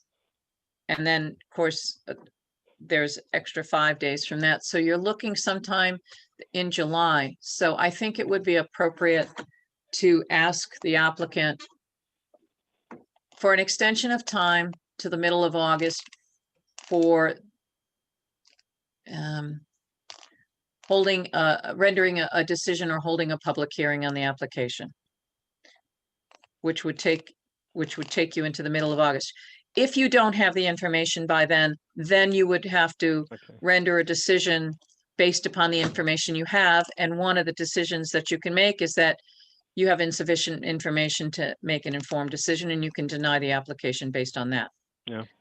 But perhaps by that time you will have sufficient information to render decision. So I think the request probably would be appropriate to make a request to the applicant to extend the timeline for setting a hearing date or rendering a final decision on an application, as the statute allows for either of those 65 days, and extend it to another period of time. So if you add 30 days to that, that would take you to about mid-August anyways. So if you look for 30, so if you ask for an extension to holding a hearing or rendering a decision as accordance with the statute by August, let's say August 18th. Right. So I think what I hear you saying is that you're suggesting that the commission consider a dual track where simultaneous with a delivery of specific information and funding for a expert, world-class expert to study this on behalf of the town. Additional funds would be contributed by the applicant, right? And then at the same time, we'd put a date out into perhaps in August for a deliberate, discussion or a hearing on that subject, if it's clear, if it's the commission's decision. And if not, then we look for either, we can just go by your the statutory requirements.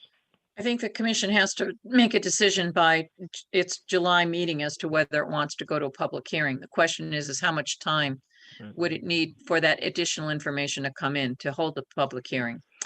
But I do think that a request, it's reasonable to ask for a request to the 18th of August from the applicant for any decision or holding of a public hearing, whichever the case may be. What troubles And me is that- that we don't have the time, how long is it going to take to get the information? Do we know that? It may take so long that you end up denying the first application and they submit a second application. Okay. That's always a possibility, but you have to run through some timelines. I see. Okay. So I would suggest that the commission request an extension to August 18th for either holding a hearing or rendering a decision on the application, and that by its July meeting, render a decision as to whether it's going to hold a public hearing or not, based on significance of the impact or the public being in the public interest to hold it. Charlie over here. So if I understand this, we're going to be asking the applicant to grant us an extension so that they can get the answers to the questions that we have raised. And if we don't have those by our July meeting, we intend to notify them that it'll go to public hearing. That you would decide by July if you were going to public hearing, and you would just be buying a little extra time beyond the 65 days in order to hold that public hearing, if that's what you decide. And to add to that, I believe we need the more time so that we can get this information. George is correct. Last month, we had asked for a qualified biologist to look at this area so that we could have an answer. And I don't know the name of the person who normally would have done the work, but I do remember Marla making the point that this is a nuanced and important area, and we need somebody who understands those problems. So I don't know if there's like a blue book list where we could look at that and say, oh, if we have to, it's going to cost you $500 or something like that. But we need more answers. I do. So because I don't have any information regarding those costs, a complex application fee would have to be decided at the July meeting. So I have to collect information on that in any case. Okay. So I see that David Held is here. He's the engineer for the applicant. And Mr. Heller, how are you representing the applicant? You were at the site walk and you said you were representing, what is your role? Good evening, Mr. Chairman, members of the commission and staff. My name is Harry Heller. I'm an attorney with the law firm of Heller, and McCoy at 736 Norwich London Turnpike in Uncasville. And I'm an attorney and I'm representing Strategic Commercial Realty in this application. Do you have the power? Is it within your power to grant the commission an extension of time? Yeah, let me make a suggestion. If the commission is inclined to schedule a public hearing on this application, we'd ask you to schedule a public hearing tonight. We don't object to granting an extension of time because it is going to take us some time to assimilate the studies to address the concerns that were aired this evening. So I would think an extension to open the public hearing sometime late in August would be in order. And in the discussion, I noted when you were talking about times, you seem to have glossed over the 24 days that your council had indicated are available to the commission under the expiring executive order. And again, assuming that that executive order does not get extended again. So I think you're already extended until sometime in August. So we just have to give you an extension for a few days to get us late into August. And that leaves the remainder of the 65 days under the statute of aggregate extensions that the applicant has to give to extend the public hearing if that is required as a result of the information submitted in the review that's conducted. So let me ask you a question. Are you asking the commission to render a decision that either it's in the best interest of the public to hold a public hearing, or that there's a significant activity that it perceives is occurring? Yes, I think the commission has enough information this evening to make that determination.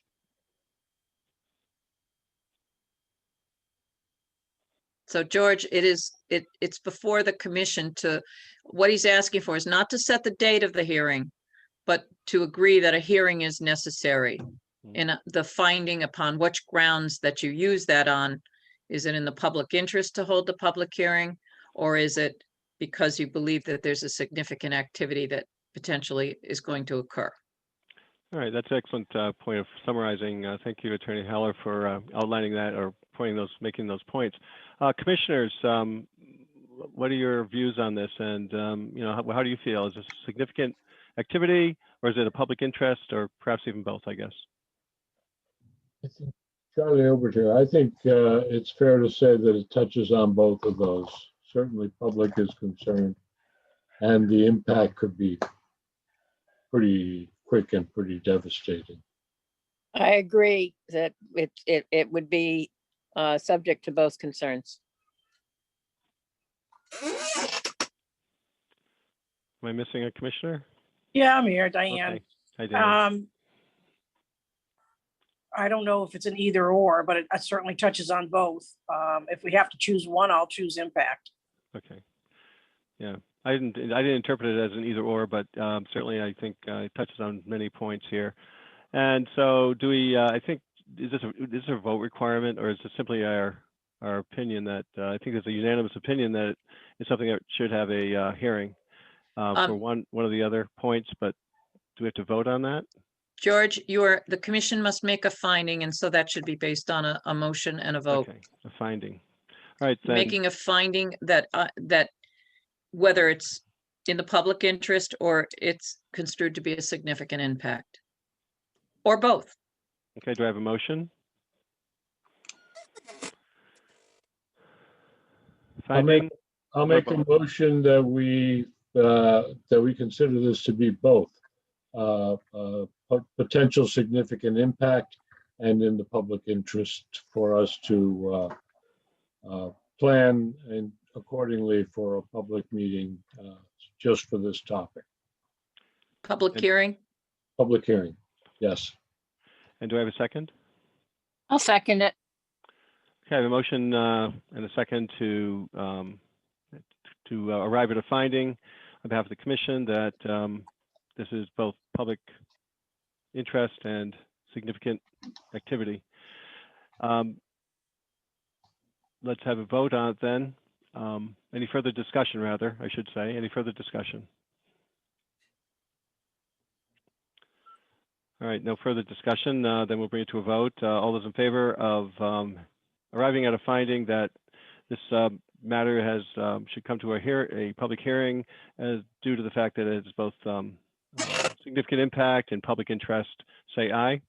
Aye. Aye. Opposed?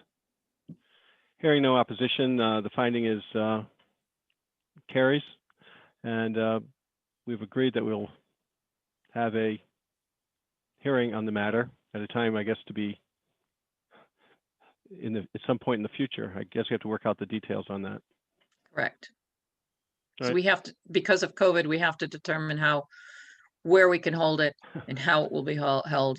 And that's, the location is going to have to be scheduled, so. Right.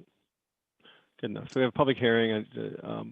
So as far as the other points that were raised, that were discussed here, funding of, sort of sourcing experts and all those other things in preparation, of course, the applicant would want to do that, and certainly town would want to have their experts, and there's the cost associated with it. Marla, from a, regulatory or a administrative standpoint, what's the process here? Do we have to deal with it next meeting, or you'll work on it and make a recommendation for the next meeting, or what do you see as the next course? What I see the next course is that I will have to come up with some cost estimates and present it to the commission at the next meeting, and then they can assess that. In the meantime, if the commission if we enter into contractual agreements, the commission does have some funds that it can front up before the applicant gets the complex application fee assessment. And Marla, George, this is Diane. Do we have an agreed upon extension until the August 18th date? Where did that end up? That's Attorney Heller. Again, for the record, Harry Heller. I can work out the exact date with your staff, but we agree to extend until sometime late in August. Perfect, thank you. Okay. Any other questions on this point, or any other issues we have to address? Marla Butt speaking.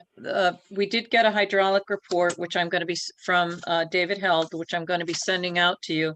But I think it would be of value to, since David is on the Zoom meeting, that he summarize his findings, because he made a point to have the commission take a look at the eastern side of the driveway of the box culvert. And thought it would be of use for him to summarize what he's already done. So when you see it, if you have any additional questions, I can get those added in to the letter. We do not, again, for the record, Harry Heller, we do not intend to make any presentation to the commission. We will evaluate your comments and concerns and make a determination as to what experts, if any, we need to add to the development team to address those concerns. But because the commission has voted to hold a public hearing on this application, we will provide all of our testimony within the scope of the public hearing proceeding. Okay.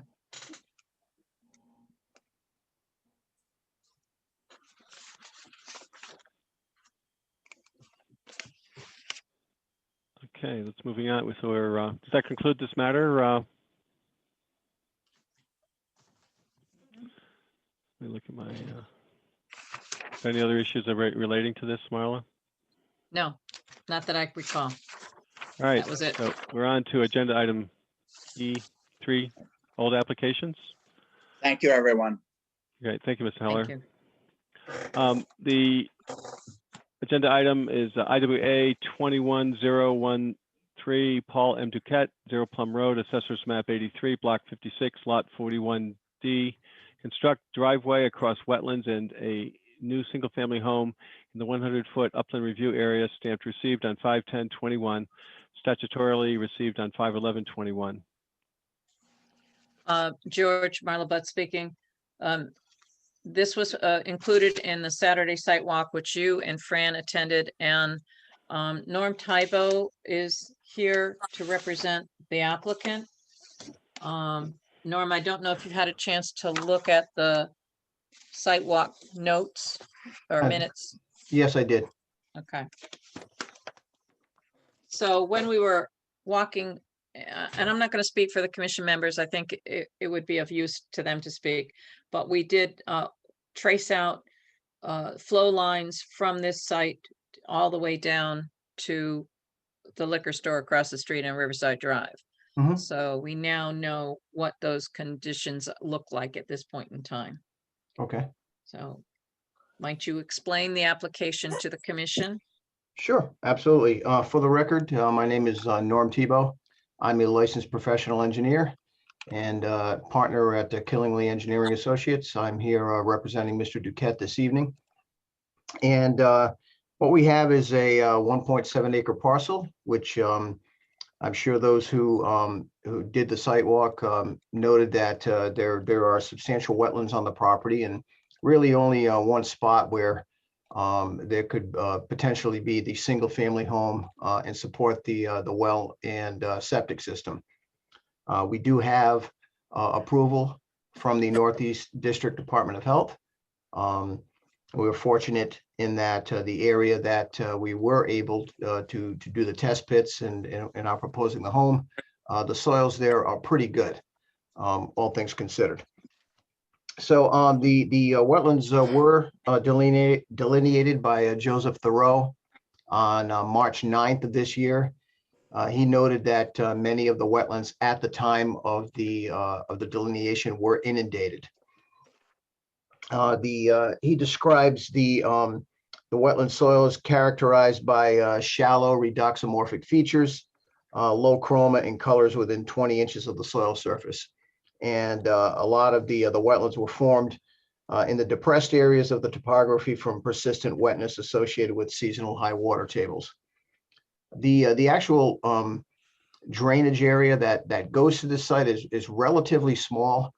And the small intermittent water course that flows through the site kind of splits off and goes in two directions. It doesn't go completely in the direction where the proposed cross culvert is going to be installed. We have a portion of that intermittent water course that actually flows to the north as well. And it kind of splits. I'm going to refer to my map here for a second. Right around, looks like wetlands flag, somewhere between maybe wetlands flag number 16, I think is the, or where's that 16A? Yeah, 16A. It kind of splits off and goes in two directions. We chose the spot to cross for a couple of reasons. Number one, the approach from the road is fairly flat there in comparison to a lot of the other site. As we head a little further east down Plum Road, the slopes get a little bit steeper. The road rises, and in order to enter from that position and cross what is really shown as the narrowest portion of the wetlands, where you've got that older stone culvert, it was our opinion that it would have resulted in a lot more disturbance than what we're showing currently on the plan, because the driveway would have had to been a lot longer. You've got 4 feet of elevation change that we would have had to make up for. And it would have required a lot more fill, and there would be portions of the driveway that were a little bit steeper as well. When you have a steeper driveway, you certainly have the opportunity for more persistent concentrated flows back toward the wetlands. So we chose this particular point simply for that reason. That stone culvert around wetland flag number 17 is, if you're looking at the wetland delineation, it is actually the narrowest point. But if we were to come in a little bit further east down the road and make our way across the terrain to cross at that point, it would have required a lot more tree removal, a lot more excavation, a lot more disturbance. And as such, we chose to take the direction that we did.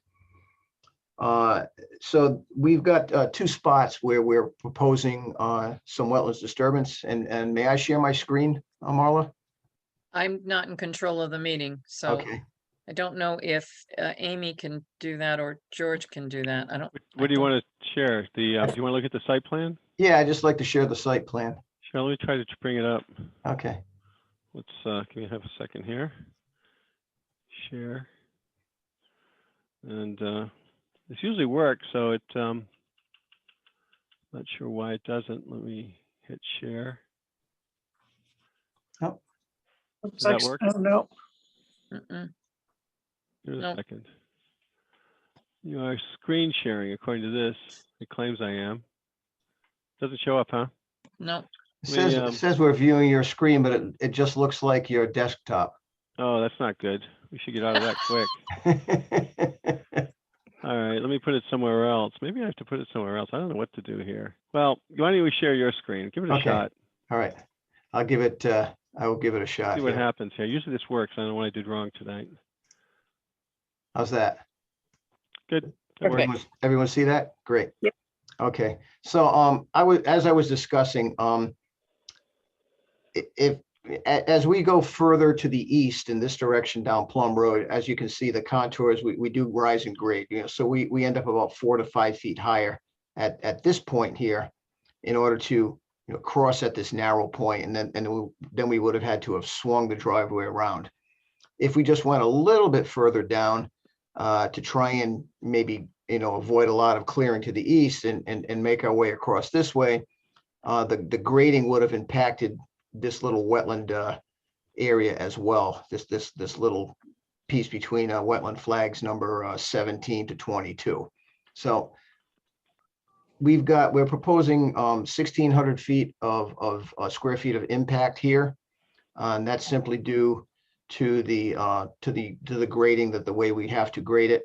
I fully suspect that over time, the areas where the riprap is going to be installed will regenerate and repair itself. So I believe this 1,600 square feet is rather conservative, and over time it'll probably be reduced.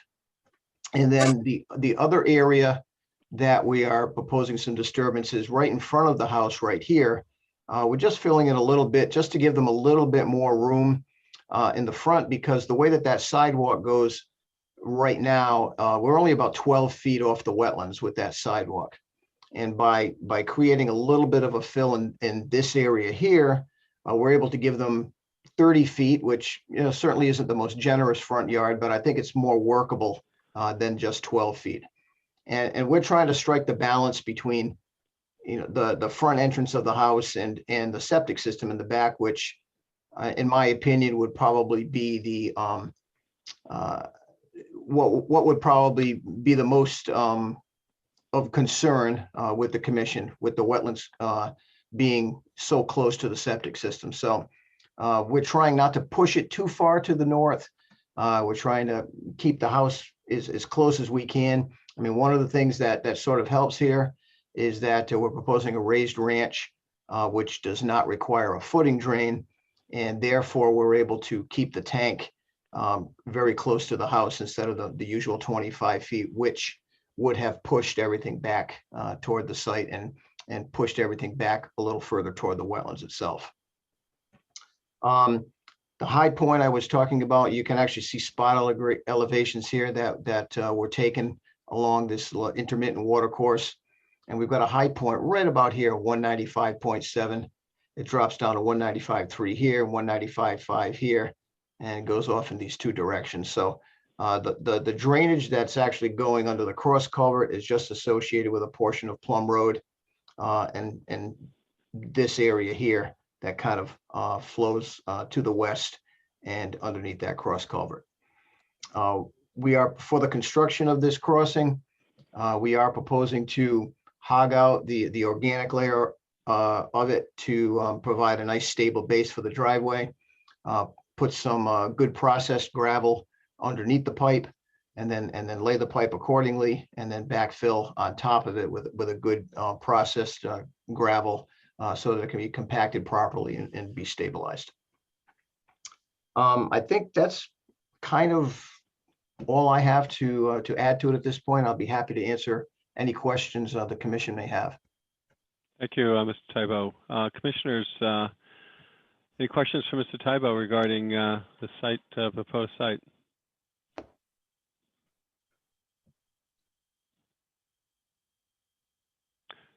Well, I don't hear any, but I was on the site walk, so Thank you for this breakdown. You know what I found curious, and you've explained it partly in your presentation, Mr. Tybo, is we found that existing box, the former culvert that was there, the stone culvert, which seems to have been deteriorated, maybe broken down or collapsed, maybe, which is over Yeah. around 17 to 18. Is that roughly where it is? Yeah, to the tip of the- wetland flag 17 or so, yep. in Yes. there. So I kept thinking, well, if at a time in the past, you know, certainly way, I don't know, 100 years ago, or who knows how much it was, if that was the appropriate spot for a culvert and crossing based on historical flows, we kept wondering why that wouldn't be the better location, number one. And number two, to the, and my screen is a bit expanded, but I'm trying to get the directions right. To the west, to the further to the west of where you're proposing is all, or actually, it seems like the left edge of that drive would be in, like, it seemed like ponded water. There's probably a technical term for it, but it was pretty wet. So I'm thinking that, you know, the real question is, why wouldn't it be more appropriate to place the drive further to the east, closer to where the original line was? And I do note that you mentioned elevate grade changes and elevation changes, and maybe that's the answer. That's the correct answer. But could you just comment about, you know, why wouldn't you use the other one, and why wouldn't you move it over towards where the entrance to the other driveway is? Absolutely. Well, you know, I think I did touch on it in that we would have to swing pretty far to the east on the property. And, you know, fortunately, this plan is, you know, north is pretty much straight up, which doesn't happen very often, I'll tell you that. Yeah. But we do have north up. And so as you're looking at it, plan east is actually to the right and west is to the left. Yeah. So as we head east on Plum Road, as you can see, the elevation at the driveway entrance right now is 196. And if you go, as you head east, we would probably have to come in right about above the O on road. And we're looking at elevation 201, which is 5 feet higher than what you have here. And you've got realistically about 8 feet of elevation change to that point where the crossing is. And it just, we looked at it and I said, boy, you know, I know we're going to, you know, disturb, you know, the wetlands over here, and we're not going to use that crossing. But it just seemed to me that in order to do that, there would have to be a lot of clearing of vegetation in here. You'd have to take out, you know, all the trees and all the substrate, and a much longer route to get there, and a much steeper one as well. So when looking at the big picture, it's like, well, you know, maybe we could have reduced the actual wetlands impact footprint slightly by going in that direction. But the trade-off would have been a lot more grading, a lot more filling, a lot more removal of topsoil, a lot more removal of vegetation. So if you look at it in the big picture, what do you think would have a much more potential severe impact on the wetlands? And it was my opinion that if we went if we went a little further to the east, just by virtue of having to do a lot more vegetation removal, tree removal, construction, grading, and so forth, the potential for impacts of the wetlands with silt fences and having to set up erosion controls, I felt were much greater than what we're doing here. Okay, so the bottom line, I guess, is that less impact on the wetlands by putting it where you propose, as opposed where to up the street another 20 or 30 feet or so. Yeah, I think the actual wetlands impact would have been very similar. I didn't do an actual analysis. It would have been very close to what we're doing here, because obviously that would have had to have been upgraded. As you say, it is partially collapsed. It's not in great shape. So we'd have to take that whole area out of there, extend the pipe wide enough to make sure that it accommodated the driveway, and then the grading on both sides of it as well. I see. Thank you for clarifying that. Okay. Commissioners, any other questions or? George, I do have a question for Norm. Yeah, yes. When Fran and George and I did the site walk on Saturday, Mhm. And we walked up Paul Duquette's driveway. He told us we could do that. Yep. He's got two cross culverts that are there. They were built under permit 82-12-01 when his house was built. Mhm. And at that time, he showed two culverts, and there wasn't much detail on the culverts, but what we found in the field, we couldn't see the most southerly one, which has to be a fairly small culvert, and that drains the pond that affects this driveway. And it appeared as though that it was probably clogged with material and debris, which could affect the hydrology for this pipe. Concern being that in a heavy storm, the fact that that's the relief valve for this system, if it wasn't functioning properly and not draining well, that this driveway potentially could have problems with water backing up through. The second culvert had head walls with wing walls, and that also had a lot of organic matter. And we traced the flow of that one down to the apartment building that's there on Riverside Drive, where we observed the flow from the ponded area met up with the flow from the head wall culvert just before it entered into a drain that went west. And we saw a catch basin in the driveway that had been recently modified, it appeared. The pavement had been cut and there was looser material. It hadn't been repaved. It almost looked like there had been maybe some recent work because there were drainage problems. And then we traced that flow down to Riverside Drive to a catch basin that went across the street, slightly north, and then went south to just about right after the entrance to the liquor store, where it then is traveling towards the French River. And that pipe is going to be relocated under a permit that was granted to Neil P. LLC, the guy who owns the limited liability corporation that owns the liquor store complex. Mhm. And it was flowing with water. And so the commission has granted a permit for them to relocate that. But the concern came up is this area during large storms flooding up and slowly releasing the water to the system where the apartment complex is. And if it is acting as a detention facility, how high does that water potentially get? Because Duquette's driveway is significantly higher than the land around it. Right. So have you taken a look at the elevations of how those of his driveway in relation to this one, and determine whether or not, if those culverts were blocked or not properly functioning, whether or not it would flood out this culvert? I honestly have, I have not, no, I have not. I mean, would it be appropriate to have him clean those culverts to make sure that they were functioning properly? Or if it's something that, obviously if it's something that you prefer that I analyze, I could certainly do that as well. I mean, like I said, the drainage area that's actually going through this culvert is extremely minimal. And what happens right now is this ponded area that we have, in the wetlands right about this area here, acts more like a little holding area, and it sort of like leaks off in two different directions as the water comes up.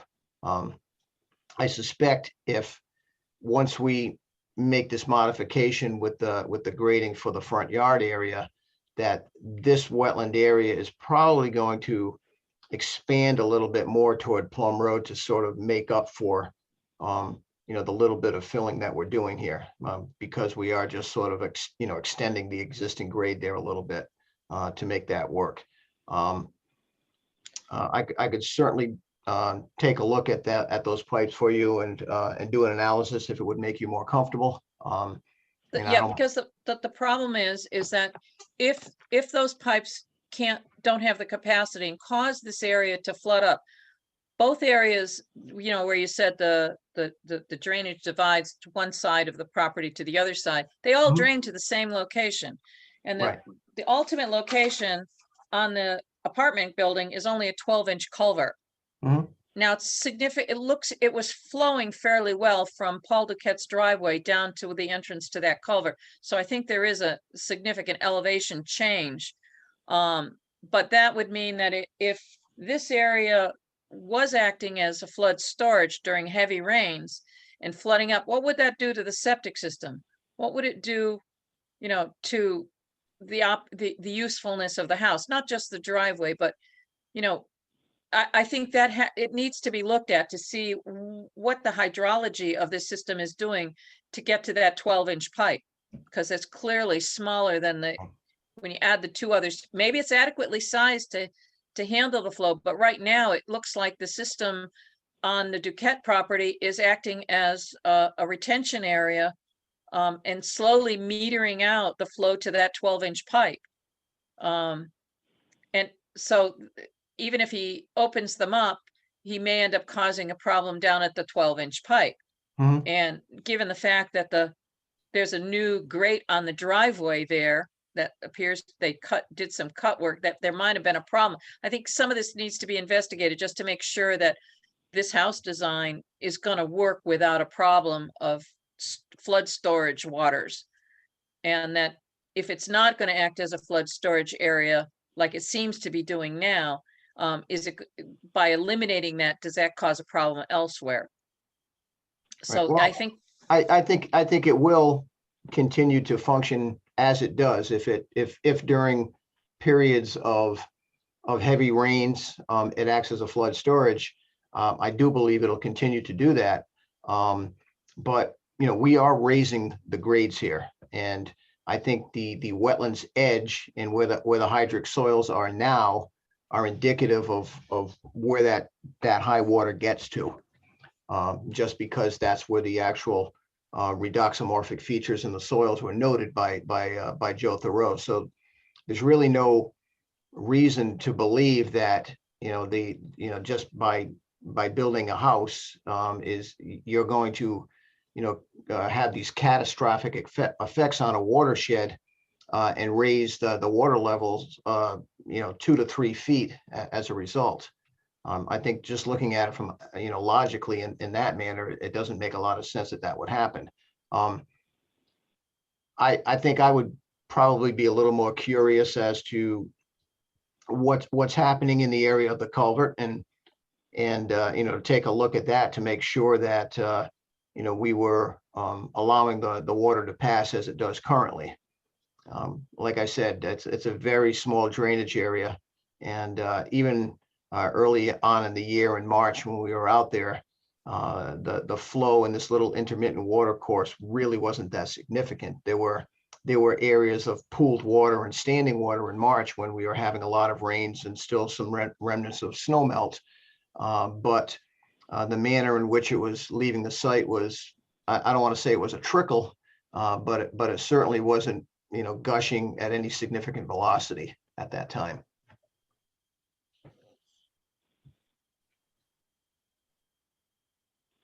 so I guess it would be up to the commission to decide whether they want further evaluation done or not.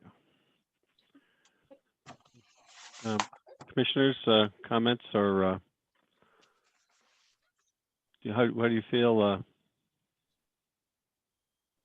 Charlie or Dan or? Yeah, Charlie over here. Thinking about the Dan? questions that Marla raised, and they sound like there's merit to them. Would it have an impact on the whole wetlands area?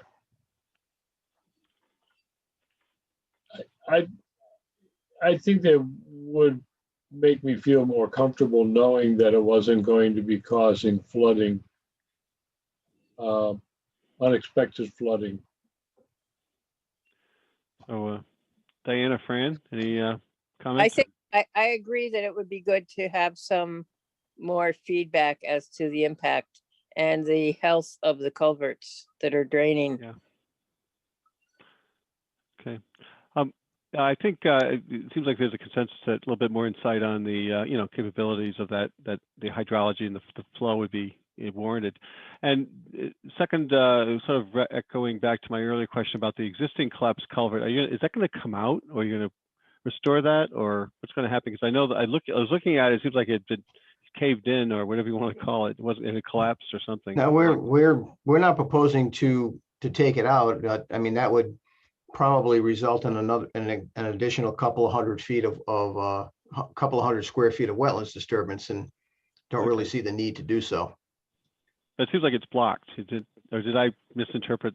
Look, the way that the stones were collapsed, or it looked like it was once a box culvert in there, and it seemed like it came down. Or I'll take a second look at it. Yeah.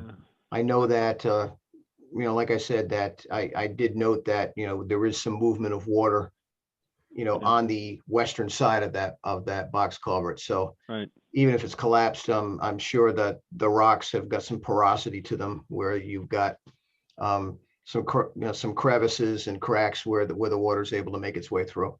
All right. So it sounds like our preference would be to have a more insight or more review of the hydrology just to see if the adequacy of the flow and the downstream impacts based on our discussion. So Marla, what's the best way to approach this here? Just request additional information? Yeah, I would just table the application at this point in time, because it was received at last month, so you don't have to render a decision on it till next month anyways. And to request that the applicant provide additional information about the conditions in the drainage system leading from this property. All right, so you'll just send them a note, and they'll provide the additional information. You'll report to us next month. Norm, do you need anything in writing from me, or do you understand No, what? I wrote it down, Marla. I'm satisfied that I understand what you're looking for. And I think you outlined it pretty well in your summary of the site walk as well.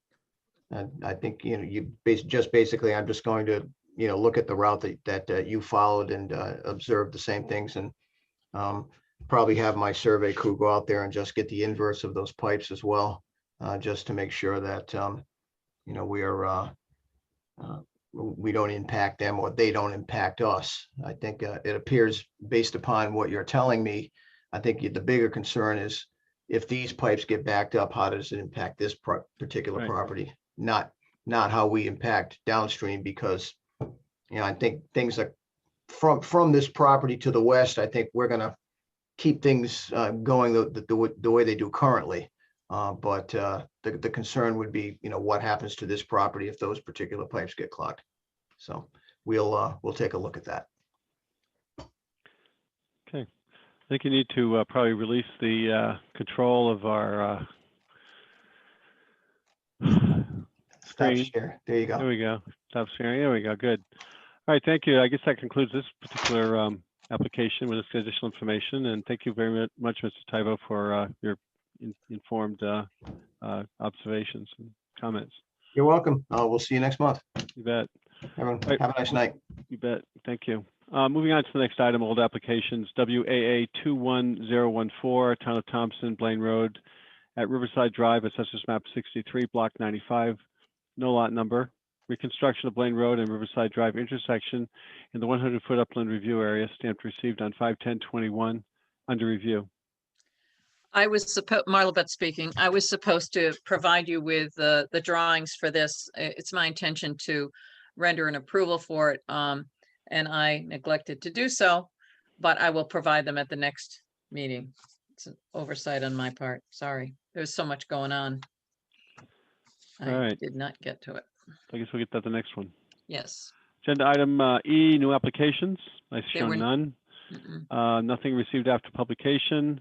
Extensions, we have IWA 14019, Patricia, Brzezinski, Zero Labby Road, Assessors Map 95, Block 27, Lot 17, requesting a 3-year extension of gravel removal permit to expire on 10/14/24, received by Wetlands Office on 3/3/2021.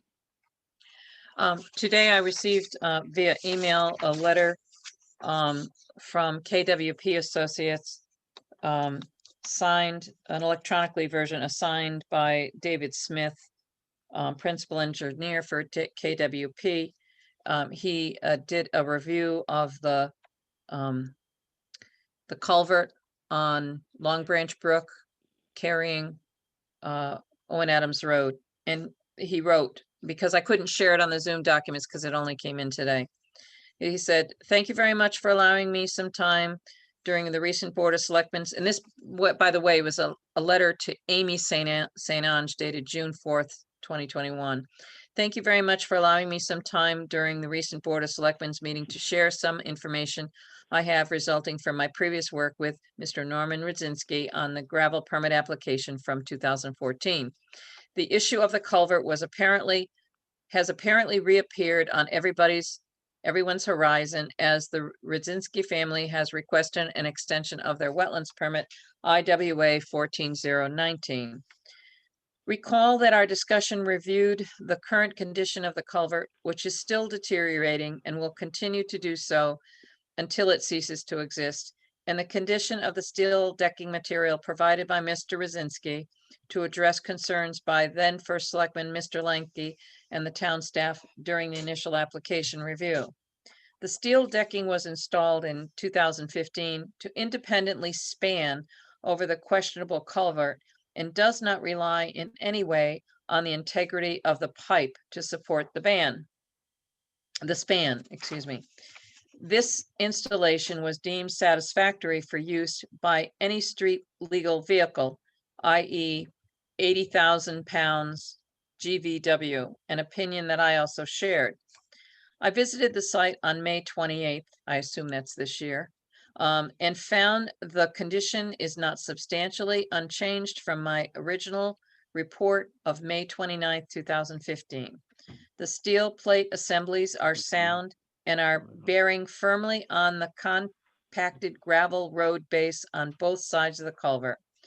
Originally placed side by side with their surfaces flush, the frost or loss of base material has gaped them a small amount horizontally, and the southerly one appears to have risen at the seam and possibly settled a bit at the outside edge.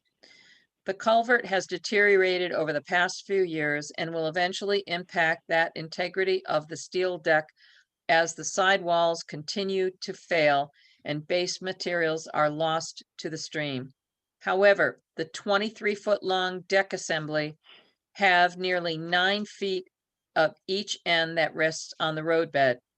A substantial amount of material will need to be lost before it will impact the functional capacity of the crossing. I believe that the overly long deck elements fashioned from steel plates and steel I-beams, supported by compacted roadbed and spanning a relatively narrow space, still provides 80,000 pounds capacity of the original installation. The headwall conditions, plate orientation, and roadbed integrity should be monitored periodically to catch any signs that these conditions are being impacted by the culvert's deterioration and warranting updating of these findings. That letter was sent to me as a copy from Bruce Woodis of KWP, and I replied to him this afternoon. Bruce, I note that the letter is not sealed by the PE. To be properly considered, I think it should be signed and sealed by the licensed professional engineer. Due to liability concerns, I also think it is advisable to have the town's own professional engineer review and assess the site conditions for the load-bearing requirements before the Inland Wetlands Commission renders its decision on the request for a permanent extension. As such, I will recommend the Inland Wetlands Commission take no action on Mr. Brzezinski's request until next month. By copy of this email, all parties are notified of this opinion. So I haven't been able to talk to Amy about this because it came in late in my workday. But I do think that the town should have its own engineer to look at it, because if it is a town road, the town has a liability. And at this juncture, I think the town should have an independent viewpoint of it. I have talked to the Public Works Director, and in his mind, he's not even clear that the town owns the road, although I don't share his opinion, but he said that if the town does own the road, his position would be to take the crossing out, which would provide no access to any of the properties. So I think it warrants having a second engineer take a look at it, and that's what I'll be discussing with Amy when I'm back in the office. Great, thank you. So, well, that's all. No further action then until after your discussion. Let's move on to the next item. Agenda item G, violations pending enforcement action, cease and restore order on violation 20003, Scott Josie, 637 East Thompson Road, Assessors Map 154, Block 5, Lot 14, filling wetlands and work within 100-foot upland review area, status of compliance with cease and restore order. So because Marla Butts speaking, because both Fran and George and I went out and looked at the site on page 57 and 58 of the Zoom meeting documents, I've shown the remediation plan. What we saw when we were out there looked like that the stone ford, if you want to call it that, was functioning. Water was weeping from one side to the other side of the road in a very small amount. And at this juncture, the cease and desist order or cease and restore order is been filed on the land records. The only thing is that I have is that there is no driveway permit for this road. It looks like it's still actively being used. And but I do think that the conditions are as was approved for remediation under Mr. Gibson's remediation plan. So the commission has to decide whether they want to have a certificate of approval placed on the land records releasing the cease and restore order if no further work is required. Well, thank you for that summary, and I certainly did go to the site. Commissioners, any questions or comments? Fran or anyone else? Charlie over here. As those of you know, I wasn't able to attend on Saturday, but I recently did look at that site with Marla, and I agree. I think that we can say that the problem is solved from our perspective. We have no jurisdiction over a driveway permit or whether the guy is driving there or not, but it looks like it will work for the hydraulic. Right. Okay. Commissioners, anyone else have a comment? Do we have to make we have to vote on this, Marla, or? Yes, you should have a motion to issue a release for the a certificate of compliance for the cease and restore order that can be filed on the land records. I'll make that motion. Okay, do we have a second? Motion's made and seconded to issue a certificate of compliance to be recorded on the land records. Any further discussion? Okay, hearing no further discussion, we'll bring this to a vote. Commissioners, with affirmative statement, indicate whether you accept or deny. Accept, say yes. Aye. Aye. And deny. Hearing no opposition, the motion passes. The recommendation to file a Certificate of compliance. certificate of compliance to the land records is so made, and we'll ask that our inland wetlands agent see to it that takes place. Okay. All right. Agenda item H, other business. Update on request for legal advice on effect of recent FOIA Supreme Court decision on Inland Wetlands Commission actions. Marla Butts speaking. So on the on May 20th, I asked Attorney Roberts to provide some additional advice regarding the City of Meriden versus the Freedom of Information Commission. Specifically, I asked, does this decision affect the operation of the Inland Wetlands Commission? And if yes, then in what way? Specifically, does it affect the operation of the Inland Wetlands Commission with respect to site walks that are properly noticed with a posted agenda, but wherein there are insufficient members to meet a quorum? In Thompson, site walks are for orientation purposes only, and during the site walk, I monitor and caution attending members not to ask probative questions, but such as considerations of alternatives, and to limit their questions as to where various locations at the site are shown on the application drawings. I know that in the past, Attorney Mark Brandt has advised against conducting site walks. However, there is great value in the Inland Wetlands Commissioners' understanding of the environments they are expected to hear evidence on and deliberate about. I await your reply. Thank you for your time and assistance. And he returned an email back to me the following day on May 21st, and he wrote, "This is Attorney Richard Roberts." He wrote, "Good afternoon. While the recent decision is helpful in interpreting what constitutes a meeting or proceeding under the Freedom of Information Act, I don't believe it should have any effect on the normal operations of the Inland Wetlands Commission.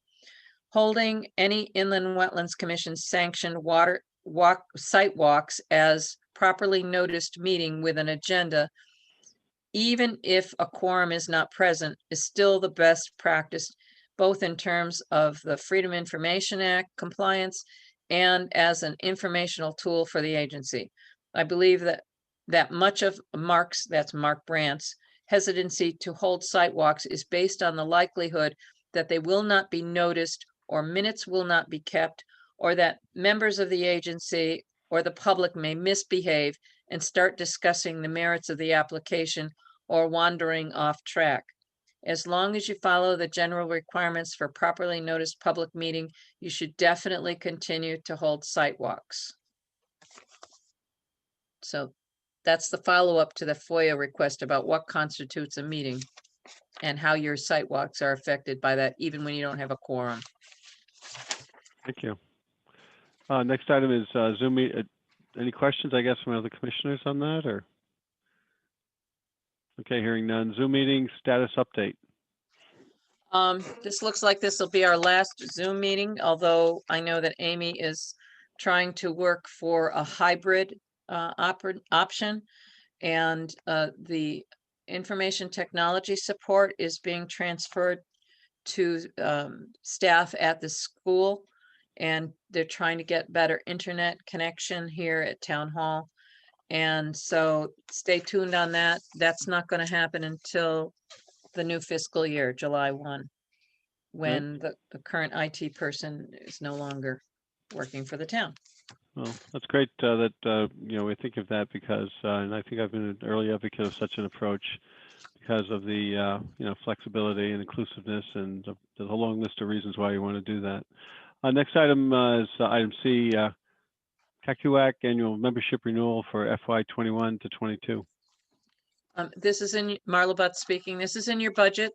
It's a budgeted item, but I need a motion from the commission for the expenditure of $60 to pay for the annual membership renewal to the Connecticut Association of Inland Wetlands Commissions, Inc. I make a motion to approve the expenditure of $60 for membership renewal for the Connecticut Association of Conservation and Inland Wetlands Commission. A second? Commissioner Obert has seconded the motion. We have a motion made and seconded.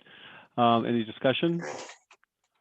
Hearing no discussion, we'll take it to a vote. All those in favor say aye. Aye. Aye. All those opposed? Hearing no opposition, the application fee is approved. Thank you. Agenda item reports, budget, and expenditures. Okay, we have expended $150 in this previous month with an available budget of $2,853.99. Having used 88.9% of our budget, $70 in office supplies, which appears to be some kind of card stock from Chase Graphics, and then at $80 in advertising. Thank you. Hey, I was curious, how do they reflect the cost of a Zoom meeting? Does that show up as a line item, or is that just overhead allocation? The commission, the Wetlands Commission doesn't pay for the Zoom membership. It's done through the Selectman's office. Well, I would think that there should be some allocation, but I was just curious, I'm like, there's no free lunch, so. It's my understanding that there is an account for information technology services and needs. So that if, say, for example, wanted to get a laptop for the Inland Wetlands Commission, it wouldn't come out of the commission's budget. It would come out of that budget, which is controlled by the Board of Selectmen. Okay, thank you. Next item is Wetlands Agent Report. I'll try to make this short. There's been no changes in the court appeal on application IWA 15029. That's River Junction Estates LLC, AKA Star Road. And as time allows, I'm still working on the MS4 annual report, and I've made no further progress on records disposal.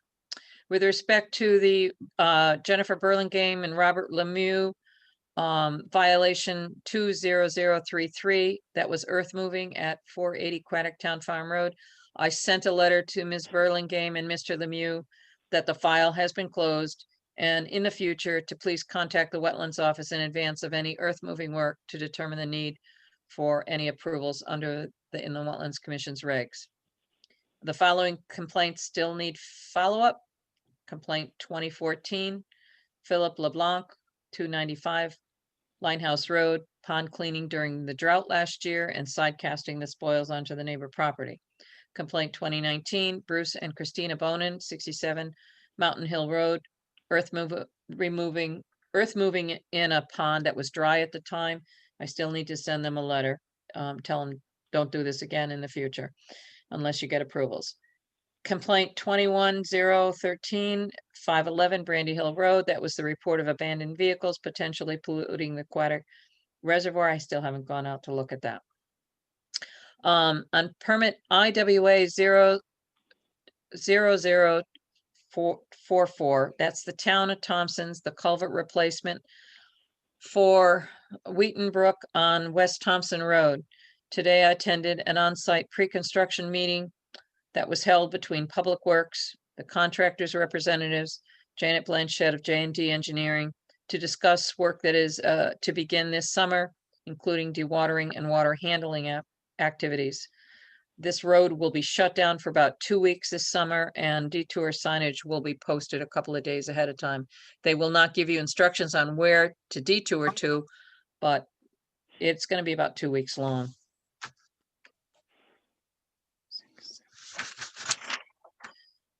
There were about 9 building permits that I reviewed. The building office is moving forward with its permit link, which is electronic filing of building permits. And I'm being asked to review building permits electronically during the next month. I'm still going to do it the old way, but I'm also going to do it the new way. And the problem is that the new system doesn't have an ability for me to give you a listing of all the different building permits that I reviewed and signed off on. I've asked them to develop a report for that. I don't have anything miscellaneous. And then the expenditures, that 3 of them were for legal notices for various wetlands agent approvals, but that Chase Graphics, which is listed as being paid, I have it as payment pending because I only just got the invoice. I mean, the invoice from them. The $70 went to purchase 100 cards in yellow and 100 cards in bright green, which are notification cards that go with each approval or permit. And what I decided to do, rather than me having them printed up here on the printers, I had them printed up in mass, and all I have to do is fill in the number of the file, or the approval or the permit, the name of the person, and that's about it. And they send the card back when they are going to start construction. They'll send in the yellow one. That tells me I need to be aware that there could be something I need to go and look at. And then they send the green one in when a week before they think they're going to be finished with their work. So then if I wanted to go out and look at the site, it would be a timely looking to see if everything is fixed. I've been doing it manually by a printer and it takes a while to load the cards and take them out. And it just, I said, there's got to be a shorter way to do this. So that's what the $70 are for. And I think it'll be money well spent. That's it. That's all I have. Great, thank you. Moving on, I take it there's no questions, no correspondence, no signing of Mylars, comments by commissioners. Commissioners, comments? Yes, Charlie over here. I have one quick question. I hope it's quick. When you mentioned work that's going to be done by DPW over at Wheaton Brook, and one of the times when you and I were looking at stuff during the earlier part of a week, you had made a comment about a plan for Aquatic Road, which has all these storm drains. I don't know, are they replacing all of them? Do you have that information? I've received no information from Public Works as to the extent of the work that they're planning on doing. Well, they look to be in pretty good shape, but they replaced some of them, and I don't know whether they plan to do all of them or not. I know sometimes they just have to do it because it's a grant. They got the money, do it. Well, if they're altering wetlands or watercourses, they should be coming through with an approval from the commission, but I don't know exactly what they're doing. I will have to get in touch with Rich Benoit to see if I can get an assessment of the extent of the work they plan to do. Okay, Great, thank you. okay. Any other commissioner comments? All right, hearing none. Do I have a motion to adjourn? Move to adjourn. Do I have a second? I have a motion and a second. All those in favor, say aye. Aye. All those Aye. opposed?